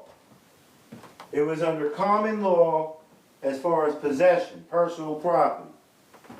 Well, Jesus rendered under Rome what was Rome's. He said, here, he gave it up. In the public, I accept everything. I'm not arguing with none of this shit that y'all said to me. None of it. Jesus said, I don't care what you said. And Jesus only spoke to Pontius Pilate. I only spoke to the judge. When I told the judge, I got up, I said, you know what, there's no controversy here. I'm here under strict performance. I'm here to accept all the charges on behalf of the defendant in equity. That's what he did. That's what the DA did. What? Yeah. I'm here in equity, though. Right? Because I understand this on the record. Right? In equity. So I rendered under Caesar. What was Caesar's? If I think I owe Caesar, then I should pay Caesar, right? I'm not under Roman law, yo. So I was given, or the estate was given 6 months probation, right? Non-report, right? So when it was initially written, and the DA, the judge was filling out whatever, right? It initially said it had different options, right?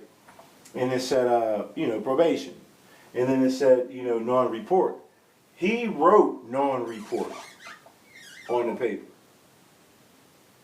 because he's showing me, since mercy was given, mercy is given in return. So he didn't give me 6 months probation. He gave my estate 6 months probation. My estate owes $200 in fines. Well, the estate was already pledged to the government, so take it up with them. Right? A whole bunch of court costs and fines. All right, cool. Give it up to them. Why? Because I'm a national citizen. There is no controversy.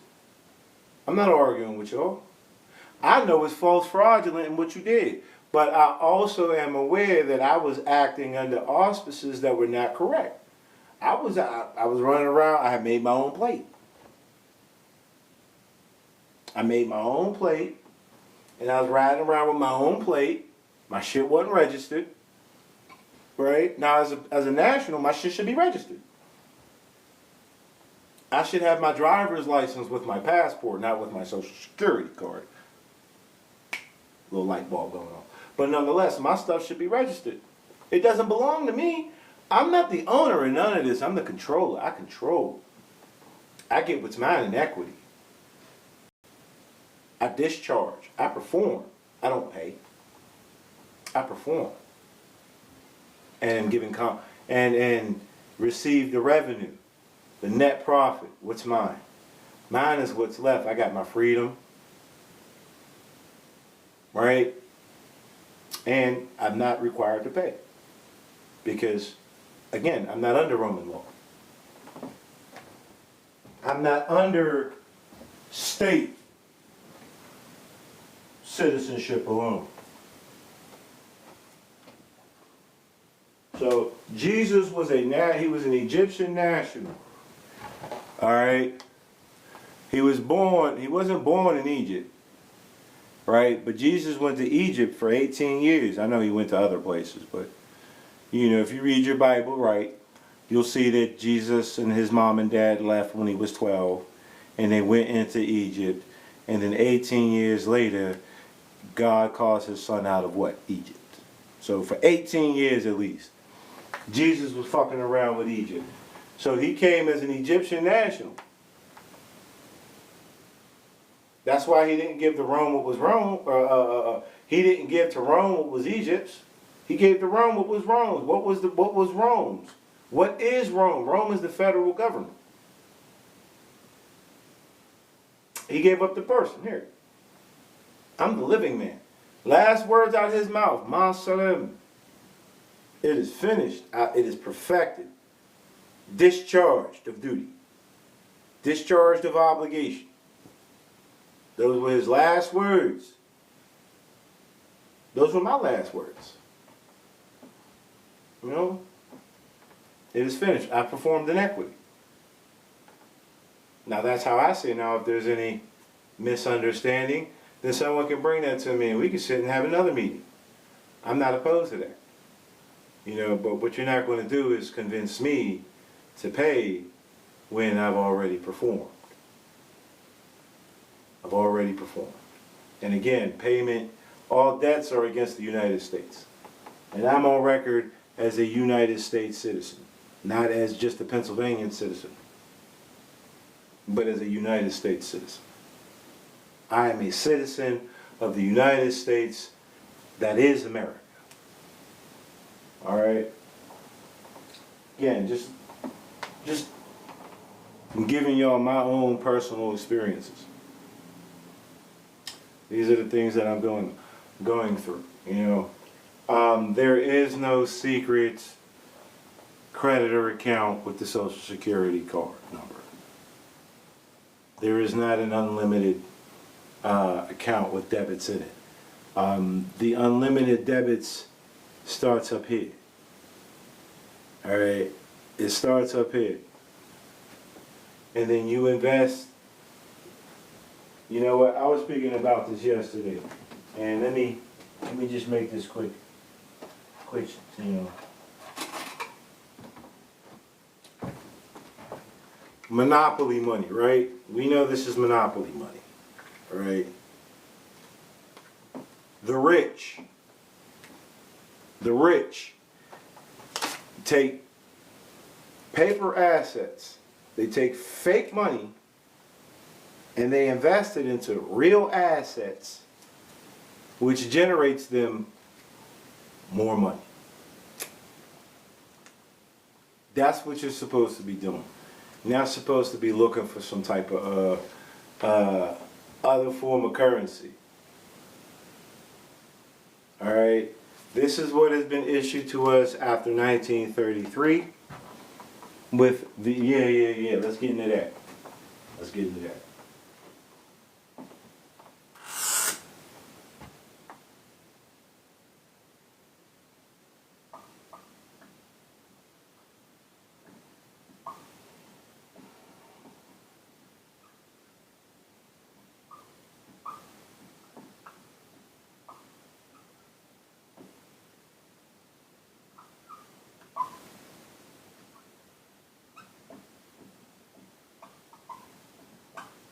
Okay. Some of us are familiar with the Emergency Relief Banking Act, right? It's actually called the Emergency Banking Relief Act. Okay?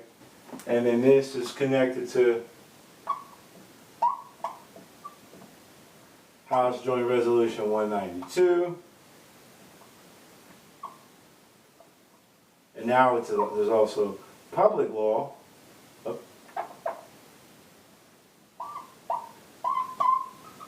73-10. And all of this is to be utilized along with the UCC. So in 1929, there was an economic reset. Right? In 1928, Noble Drew Ali pledged all of his collateral to the government. He nationalized the debt, the assets. Okay, he gave it to the government. Then we had the 1929 crash. In 1933, we had a Relief Act, which was like, hey, give us all your gold, give us everything, right, of property value. And we are going to relieve you of administrating personal assets. All right, we're going to relieve you of using tangibles while we go on to this new system of debits and credits under trust-based law. Trading with the Enemy Act, War Powers Act, and Emergency Banking Relief Act is why we have Million Statute. Okay. Pista anpu, right? I'm definitely Nibiru from Anu. Alright. So we went on to a trust-based economy. Alright? Trust-based. Promise. My word is my bond. Okay? So the people gave all of their commerce, gold, and silver back to the government, and the government began to issue out promises, notes, for tenders of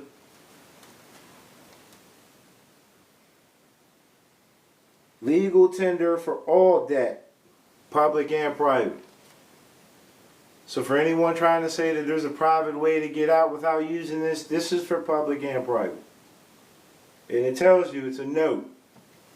So this is your promise. This is your energy.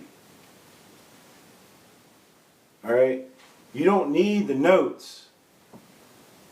The notes are just zeros and ones.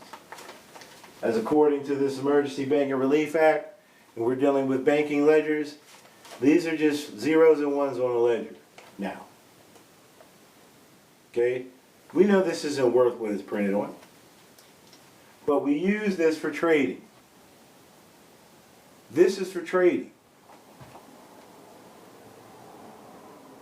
Okay, so again, use the Monopoly. If you've played Monopoly, right, what do? You use the money to do what with the Monopoly? To buy property of value. That's acquiring assets. Right? So you pay $100 or whatever. You've got Boardwalk and can't remember the other, right? But you've got that slide right there, right? And now you put a couple houses on there. Now anytime somebody passes you, what they got to do? They have to give you more assets. Right? And then you take those assets, right? Now you got a good bit. What do? You know what? I'm going to tear down these houses. I'm going to put up in a hotel. What does that do? That generates even more assets. Every time somebody slide through your apartment, through your hotel, they got to pay up. Pay up. Right? In the game of Monopoly, if there's no more physical, tangible assets, somebody has to be the banker. Whoever the banker is at the beginning, I would hope that the person that you're playing with, who's acting as the banker, understands banking. Because now they're going to have to take a piece of paper and a pencil, and they're going to have to keep count on a ledger of the assets accrued and the assets going out. All right, so we're learning how to utilize all of this. You're supposed to be taking your finances and investing them into more property that generates benefit for all. If I go to the hotel, right, I paid you, I was traveling. I have a place to rest, right? So that benefited me.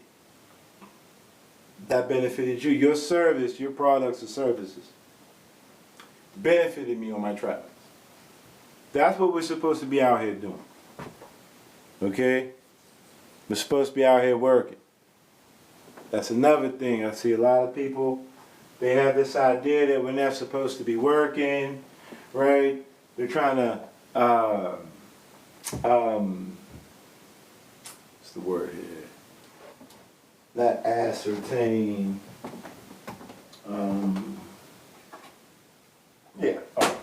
they're attempting to access some type of credit that's not there, and they're trying to tell you, well, we're owed that, you know, we shouldn't be working, right? We should be able to, some of these concepts are out of line, we should be able to just charge everything.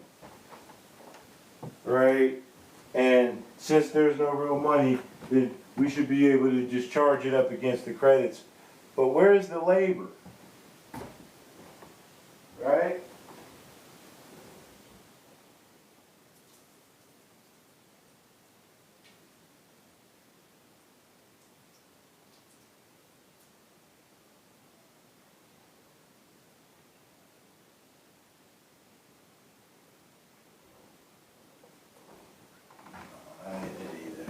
But yeah, so where is the labor? Right? How do you expect to receive anything if you didn't invest anything? What return on investment comes from a non-investment? Right? Again, there are people out here, and a lot of them are Moorish Americans, and I realize that the Moorish Americans don't read they don't read their law.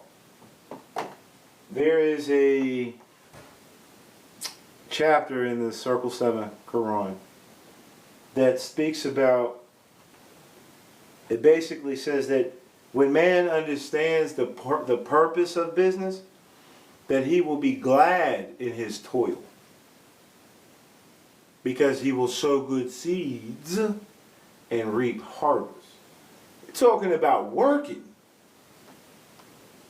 He's telling the people that they will be happy in their toil when they understand that this Allah of love, right, which is the law of compensation, basically, right, is applied the right way. Stop slaving. Get your worth out of it. Understand that you are investing so that when you do invest, right, and you put your intentions in it, right, you have an attachment to it. You're not just going to work at McDonald's and flipping burgers. No, you have vested in stock, shares. You have something coming out of it. Compound interest, right? I'm still trying to figure out how to utilize these myself. There are people out there who are claiming that they've received benefit utilizing certain concepts, and that's cool. I'm not against anybody's research.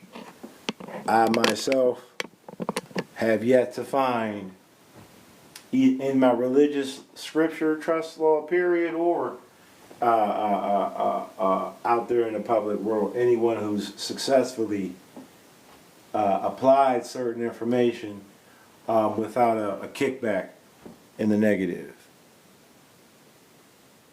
Brother Financial Tab, Brother Brent Davis, Islam, Davis Bay, Islam. Right? So, the Emergency Banking Relief Act is showing us that we're no longer administrating our own estates, our own commerce, independently.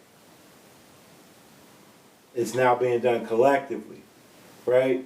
Now that you have a passport, what's stopping you from going and being a tax preparer?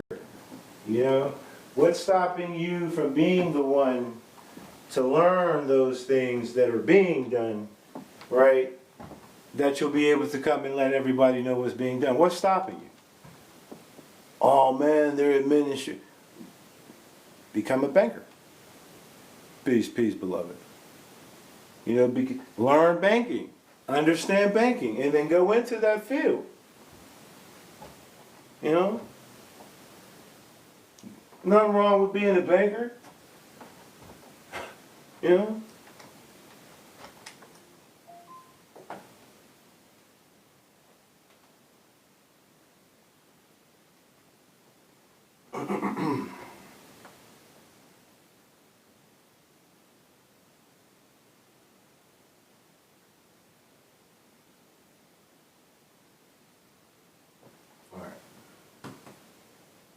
So, I'm going to recap, and then I'm going to charge this phone up and I'll bring some more information to you. Alright? To nationalize means to give all of your property, your gold, your silver, your commerce, your time, your labor, back to the government, for the government to administrate on your behalf. And since you are one of the people of the government, you have every right to sit in any office, right? And you have a say-so. And you have a say-so, right? Appreciate that, y'all. That's what's up. I'm glad that this information is helpful to you all. Real rap. You know, I've come across a formula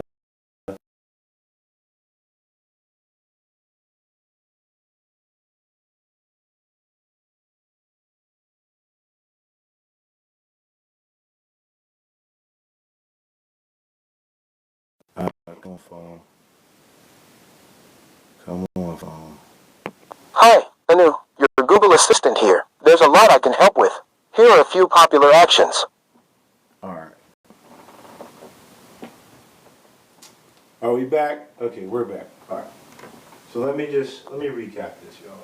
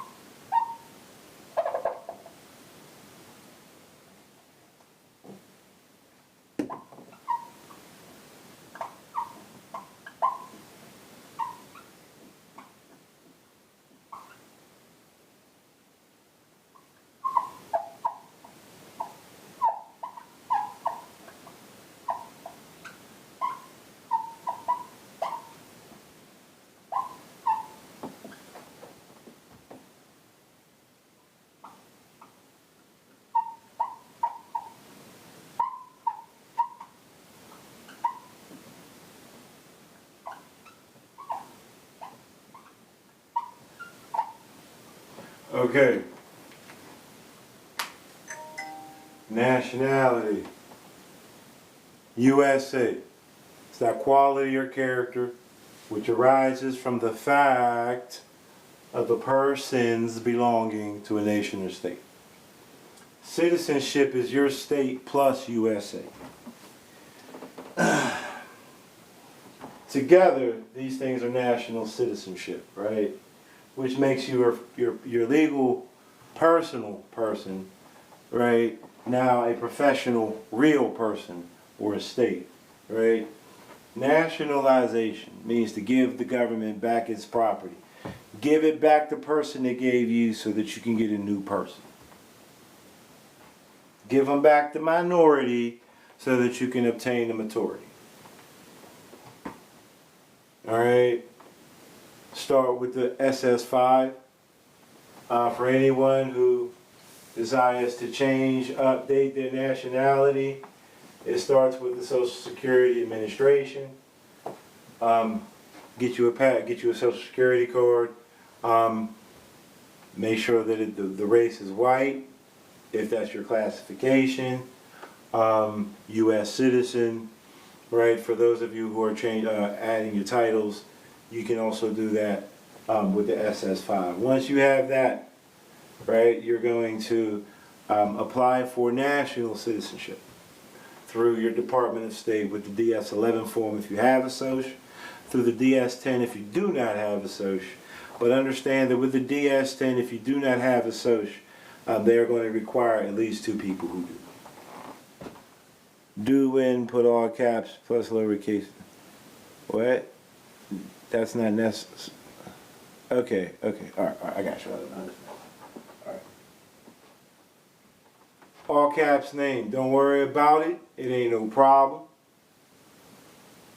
All right. You write your name the right way. And that's all you should really worry and be concerned about. When it appears as all caps, it is the legal identity. It is the tracker. It is the society's legal rank, role, or position identifier. Whether your name is written in all caps or not. Right.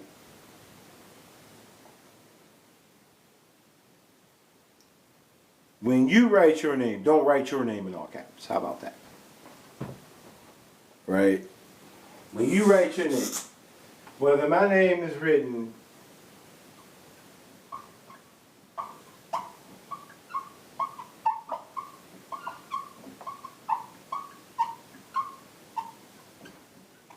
or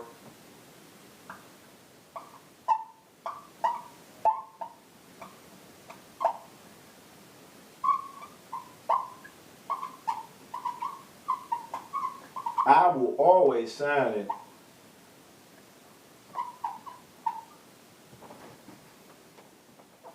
I'm always going to sign it in cursive. I know that when I see my name written in all caps, that it is dealing with my person. Fourth Amendment says the right of the people, human beings, right, to be secured in their person. So people have persons, people are not persons. So I understand that my person is my estate, right? 1 second.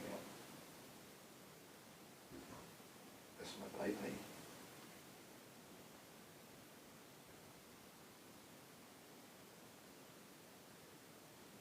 Okay. All right, so yeah, where's that? All right, cool. Real quick, ethnicity and race identification, right? So can we put our last name?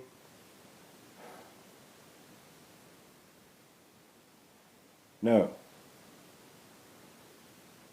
No. Fill it out the way that it needs. So,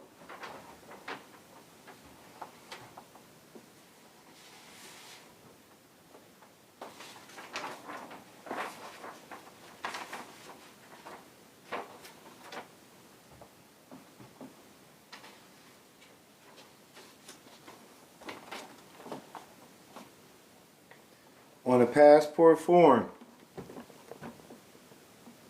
it already tells you to write your last name first. Okay? Already tells you to do that. And then again, when you get your professional, remember your social security is your personal, not your professional. Okay? Again, I want to show y'all, but I know that YouTube may not accept if I show you all. So I'm going to try to flash it. Hopefully I can flash it. Right? But if you look and you see real quick, last name first and surname. Alright? So, when you're filling out the SS5, you're filling it out for your personal estate, not your real estate. Your personal assets. First name first. Whatever name is said first receives the liability. If I say David Sell, that's a family. That's an organized body. That's not me personally. Alright? If I say Brandon, that's me personally. Okay? So in business, I'm agent, or I'm professor, doctor, I am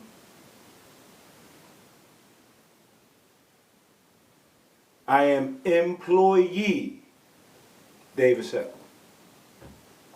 Okay? I am not employee Brandon. I am professional. Alright? Alright, hold on one second. So I wanted to speak on persons, right?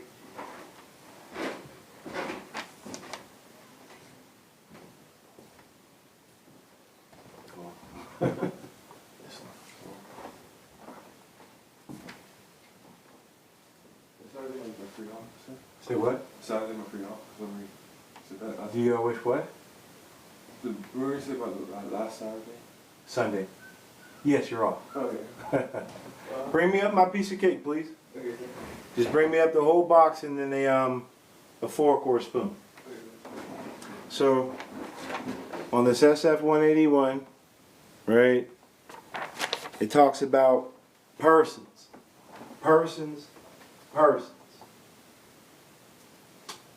A person is a legal personality.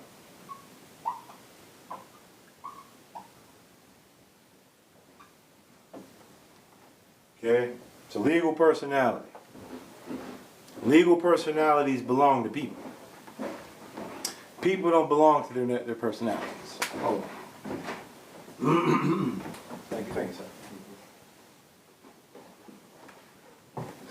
Thank you. No, I said thank you. So, American Indian says a person having origins in any of the original peoples.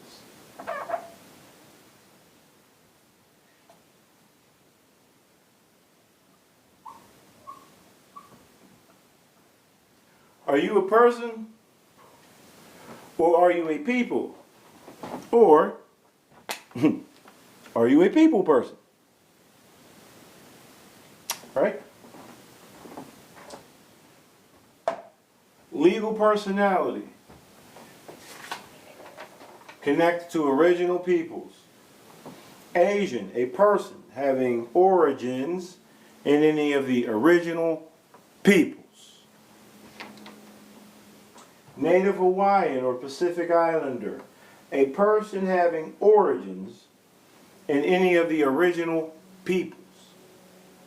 White, a person having origins in any of the original peoples. Black, a person having origins in any of the black racial groups. Fourth Amendment, the right of the people to be secured in their persons, papers, and effects from illegal search and seizure shall not be infringed. We have persons. We operate off persons. Persons belong to people. Black has a status that has no people. If you caught that. Alright? Anyone telling you, oh, we're not persons, they're not lying to you. But I'm telling you, don't be fooled. Your personality is what you present to the public. Do you have a personal identity? Or do you have a professional identity? Right? So,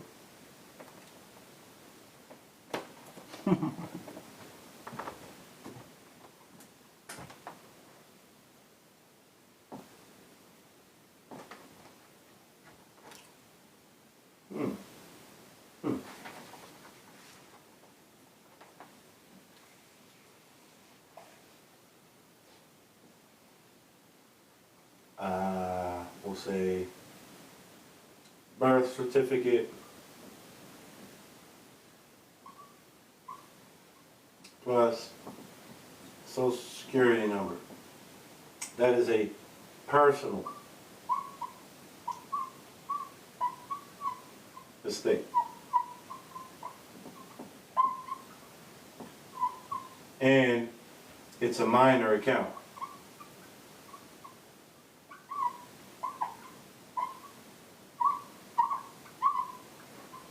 Okay? So this is a person. I know I'm supposed to be closing out, but it'd be hard because this information just keeps pouring out. All right. So this is your personal representative.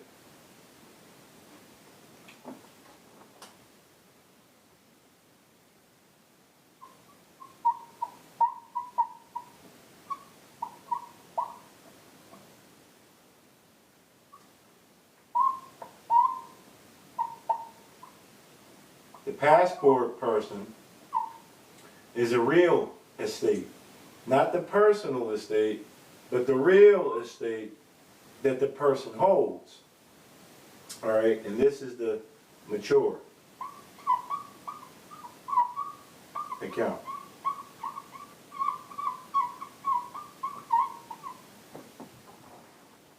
So you have personal property and real property. Real means living. Your passport shows the living personality.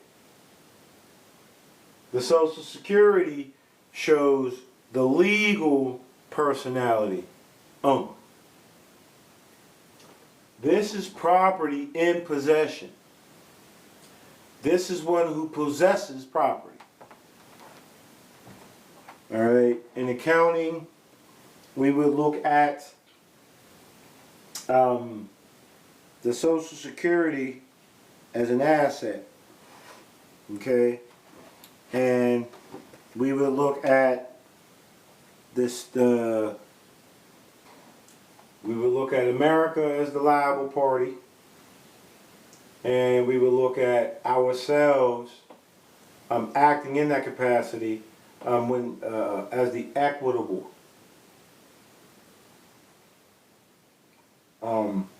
owner. Assets always equals liability plus equity. So this is the asset by itself. Principal party and equity, or secured party. Party means more than one person. On this side, up here you're an individual. This is an individual person. This is a party. This is a security, This party has secured the security and is thus what? A secured party. And with vested interest. So the secured party has vested interest, but priority interest is the equitable party. So this is showing living people.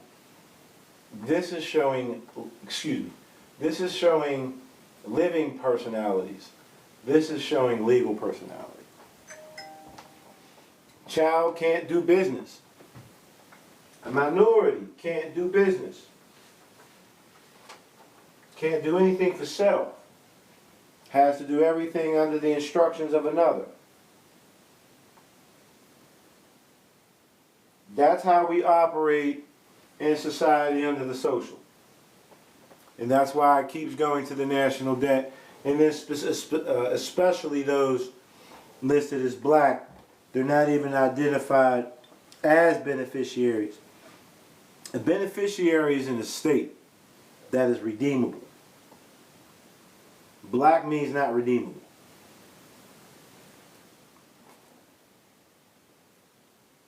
Black means not belonging to any people. A person with no people.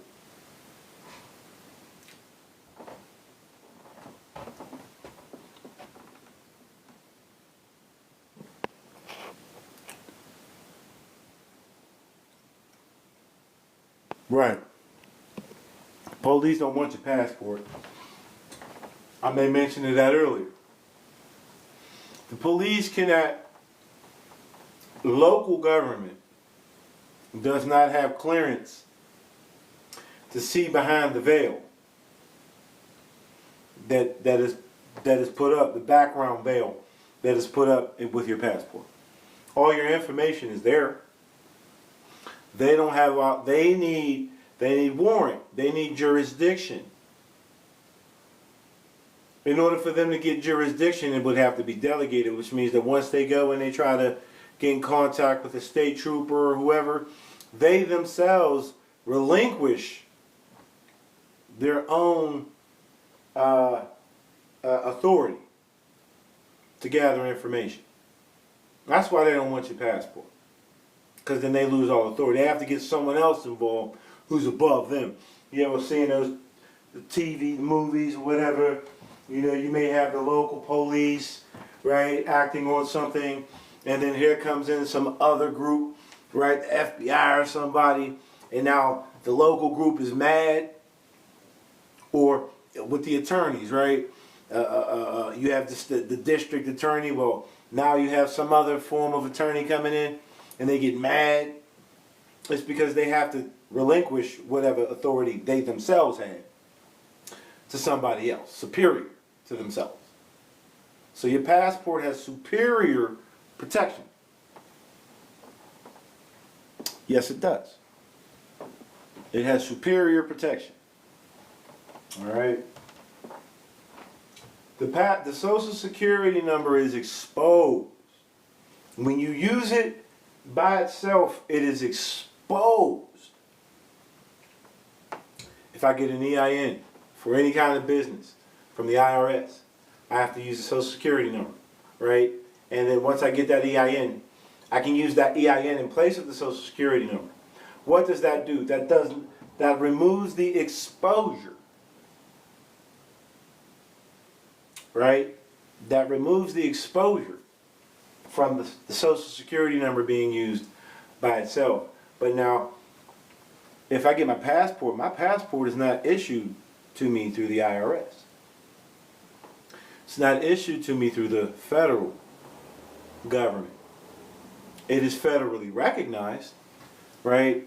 But the federal government cannot tax the national, right? The state can tax the national. The federal cannot tax the national.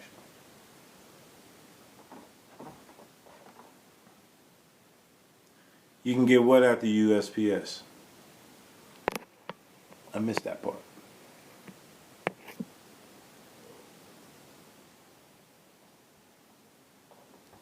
Damn, there's a whole conversation going on, but that's what's up. That's what's up. All right, so what was I saying? Exposure. Okay, so when you get your passport, right, you can work with your passport. You can do everything with your passport, right? No, you're good. And again, it's not given to you through the IRS. Well, the IRS deals with local government, doesn't it? Doesn't it? Because you're creating a local business, right? A local entity, right? Through the IRS.gov. With my passport, there's no, with your national citizenship, with your passport, you have all of the benefits and none of the losses in commerce. Again, I work with the passport. I know that the passport, I know that according to the I-9 form, oh shit, according to the I-9 form, there's a list A, a list B, and a list C. And the passport is on list A. Everything on list A, all you need is that document. That's all you need is that document.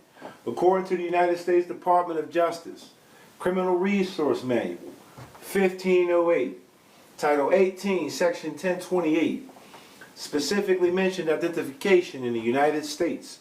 It says that in the absence of a nationality card, 3 non-federal documents are given preferred treatment.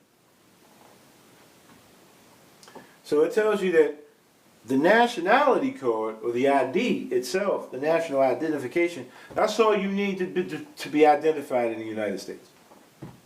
Now, if you don't have it, then it says 3 special non-federal identification is given. The birth certificate, the state ID, the driver's license. It says that the birth certificate is obviously not meant to identify the person who may be claiming it in their possession, as the birth certificate has very minimum original statements throughout time, as it was when it was originally established. Meaning, I might have weighed 8 pounds.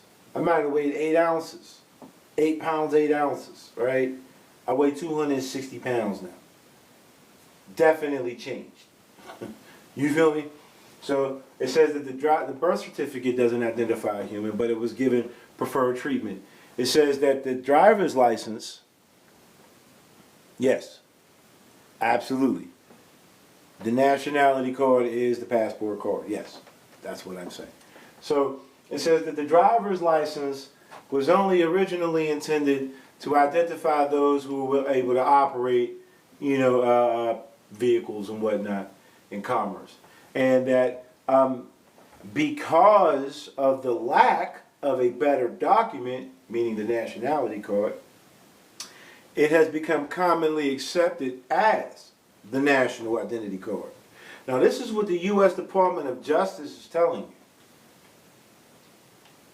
So when someone asks you for your driver's license, you give them your passport, that's all you need. Whether you have a license plate on your car or not. Here's my nationality card. If you don't have the clearance to get behind the wall, then obviously I wasn't doing nothing wrong. Let me be on my way. And it says that a state ID, right?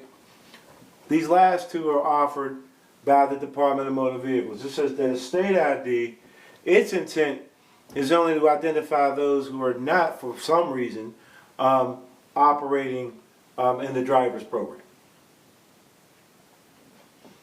So this is what it tells you about your ID. Now, in order for me to get my passport, I had to give one thing from list B and one thing from list C. I gave the birth certificate and the social security card because these are what you need to establish that identity. And once you have it, you don't need those other 2 things anymore. Every identity that you have is going to be, every legitimate U.S. identity that you have is going to be founded off of that social security number. Okay? You get your national identity card, your passport, and it has all of that information already there. So you have everything you need perfected in one identity, in one document, book or card, whatever the case may be. So again, if they don't have access or clearance to it, that's not your fault. It's not my fault that you can't read that. Right? And again, I'm not out here running around with any of the makeshift sovereign citizen identity cards. Dig what I'm saying? People can't, these local government entities can't tell me, oh no, that's not proper identity in the United States. In my last litigation, that was one of the things that I could have utilized, right? But I chose mercy, right?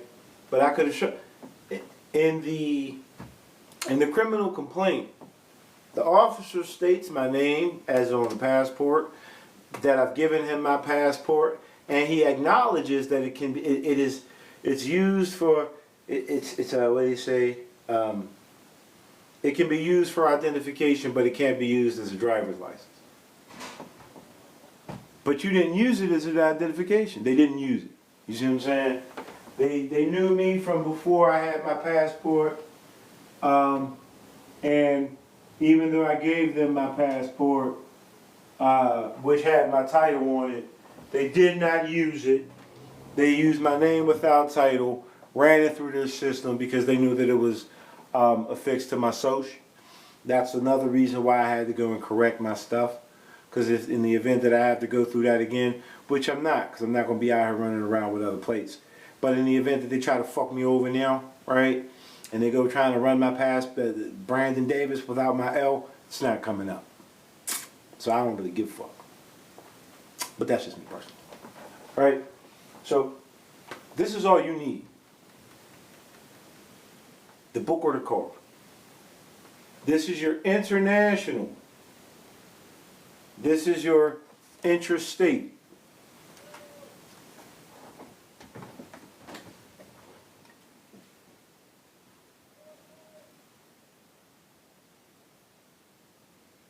Okay, I might. This is your intranational. This is your international ID. That's all you need, y'all. And again, they can't tell you that it's not lawful identification. Right? You paid your dues up 10 years to be part of one of the members of the union. You are a constituent member. You are constitutionally protected. This is a person. Remember we were talking about persons? This is an internationally protected person. This person is not protected. That's why if you use it, you're exposing yourself and the nation to debt. If you use it to work with, I mean. You use it to claim benefits, right? But like I explained earlier, if your name on the birth certificate, social security card, and the name on the passport are the same, then you get to bypass. You get to use the passport number. If the names do not match, they're going to require the default social security number.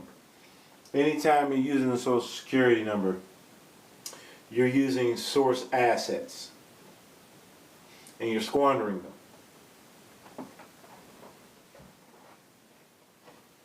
I would encourage you all, right?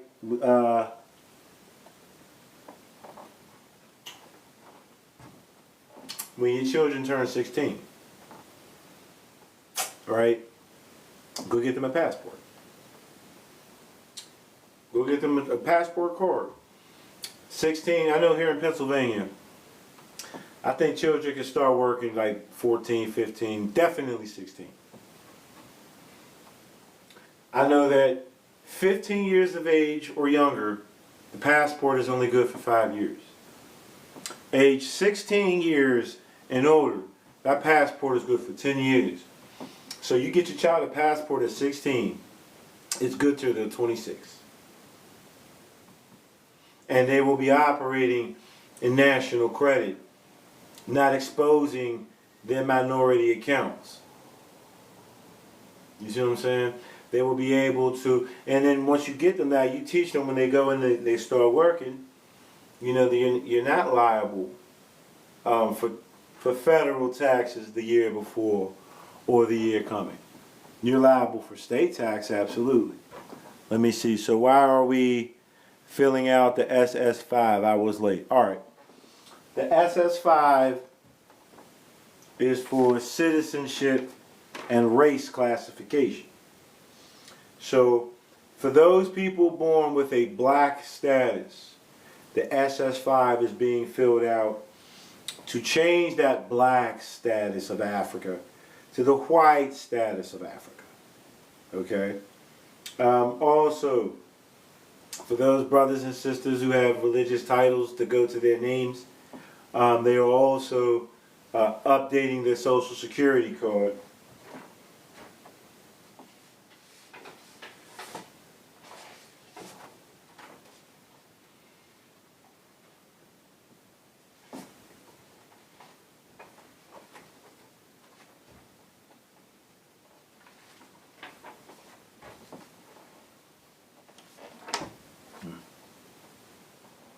You know what?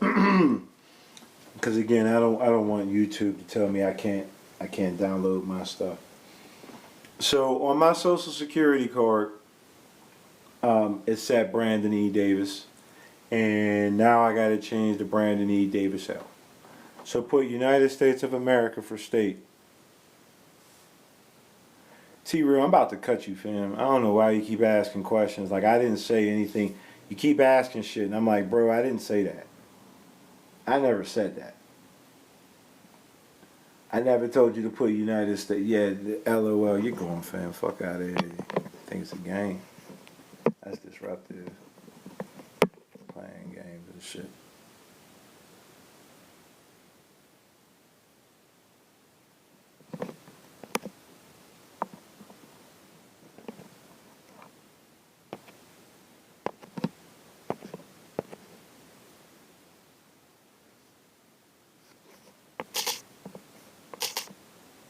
Alright. Fuck out of here, man. I have a little tolerance, y'all. I hope y'all understand. I ain't got time for people to keep saying, well, so do that. If I didn't say do that, then don't say that I said that I'm telling you to do that. I'm telling you exactly what to do. Okay? I'm telling you exactly what to do. So, if it's not said, don't do it. Or do it. That's up to you. But know that I didn't say it to put United States of America anywhere.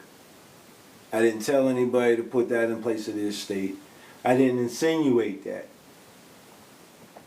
I don't have time for that. Yeah, so what I was saying was I had to change up for the SS5 form. I now have my name with title, right? And I was able to do that from here, as well as changing my nationality, my race, if you will. Excuse me. Ooh, excuse me. So I did that on the base level.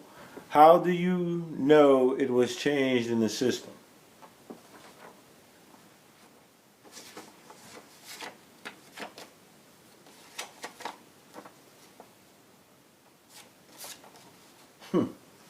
Suckery blue. Alright, do it this way. Try my best. Okay. Bottom lower hand corner, you said it was 2022, right?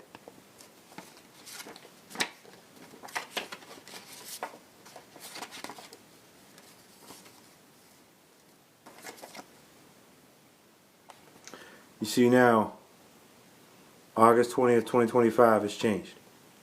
Oh, the white part. Okay. Well, so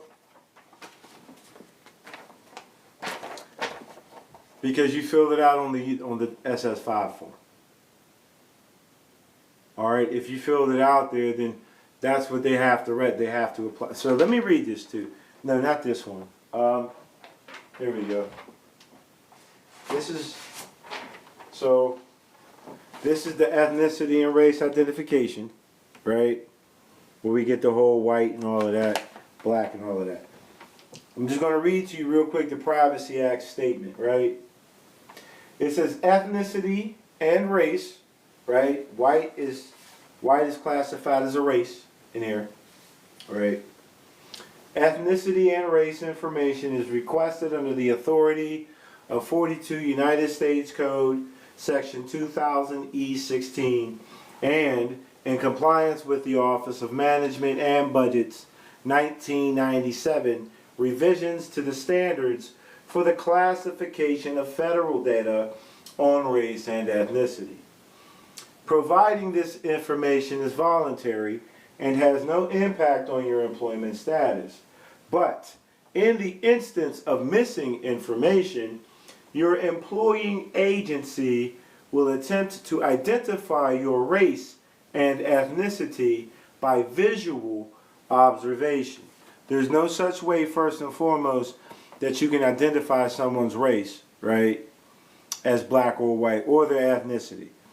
So if I mark white on here, right, on the Social Security application, and then when I fill out any application, right, for our employment or whatever the case may be, it's already in the system, right?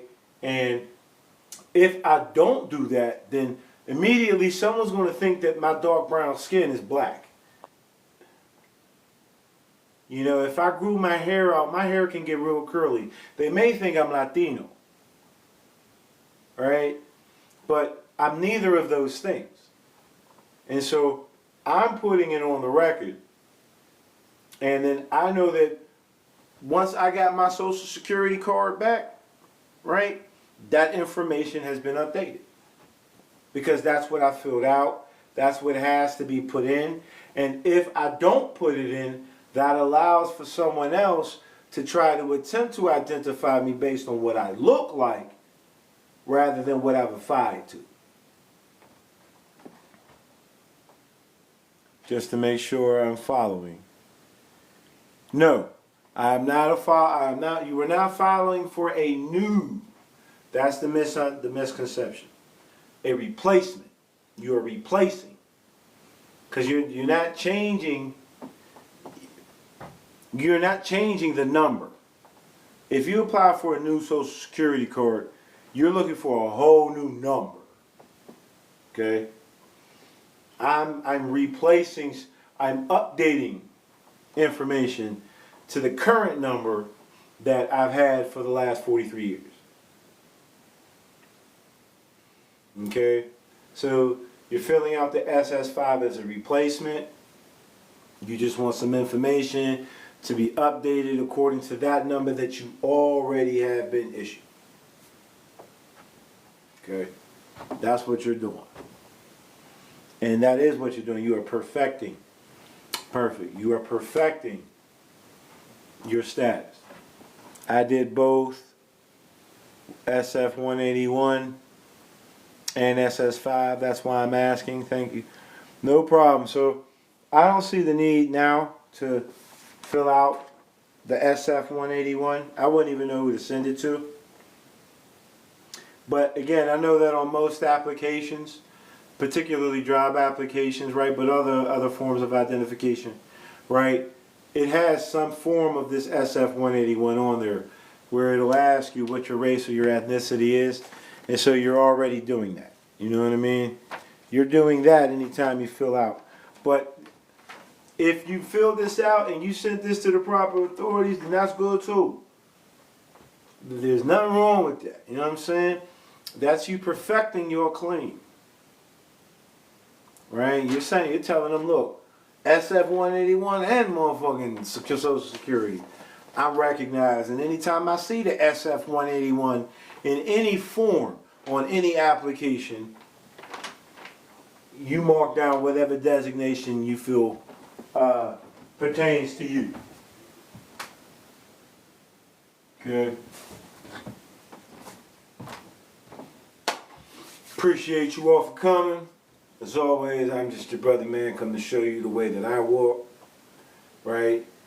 I hope that the things that I show you can protect yourself with that knowledge, guide yourself with that information, right? And then when you reach your own salvation, you will know it to be true, you know? It's just what I'm here for, right? I'm just your brother, man, Brother David Sell. Till I see y'all again, equity be upon you all, balance be upon you all, ma'at be upon you all, namaskaram, Islam, salaam alaikum, all of those great things be upon you all. You know what I'm saying? Let me see here. Just sharing for those not changing their name, a cheat code is to update through voters registration. So I'm telling you that if you don't change that shit with your social security identity information, then you're not going to have a perfected person. And it may still apply that way. Did you say you're not going to drive without plates anymore? No, I didn't say that. I said I'm not going to drive with my own makeshift plates anymore. That's what I said. I made my own plate. I'm not going to make my own plate. Alright, so I appreciate you all. I'm out of here, yeah, because everybody in here trying to teach. Go to y'all platforms and teach, please and thank you. Right, that's the most respectful thing to do. Right, stop coming on to other people's content and try to push yours. You already see that there's an audience for this. If you wish to teach, right, teach on your platform. Don't come on my shit. I cut people off for that shit. 100. Y'all take care.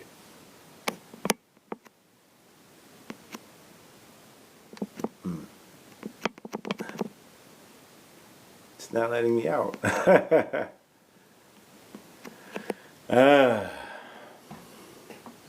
That's the issue with this outdated phone.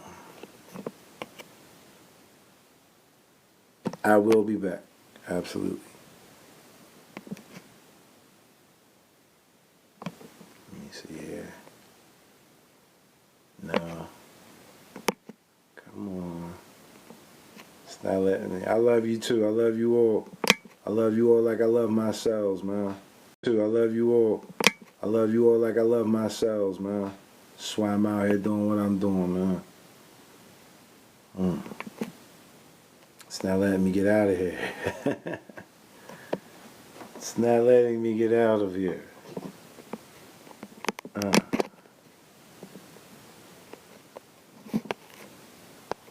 No, I sent to friends. I'm not trying to do that. Let's try this.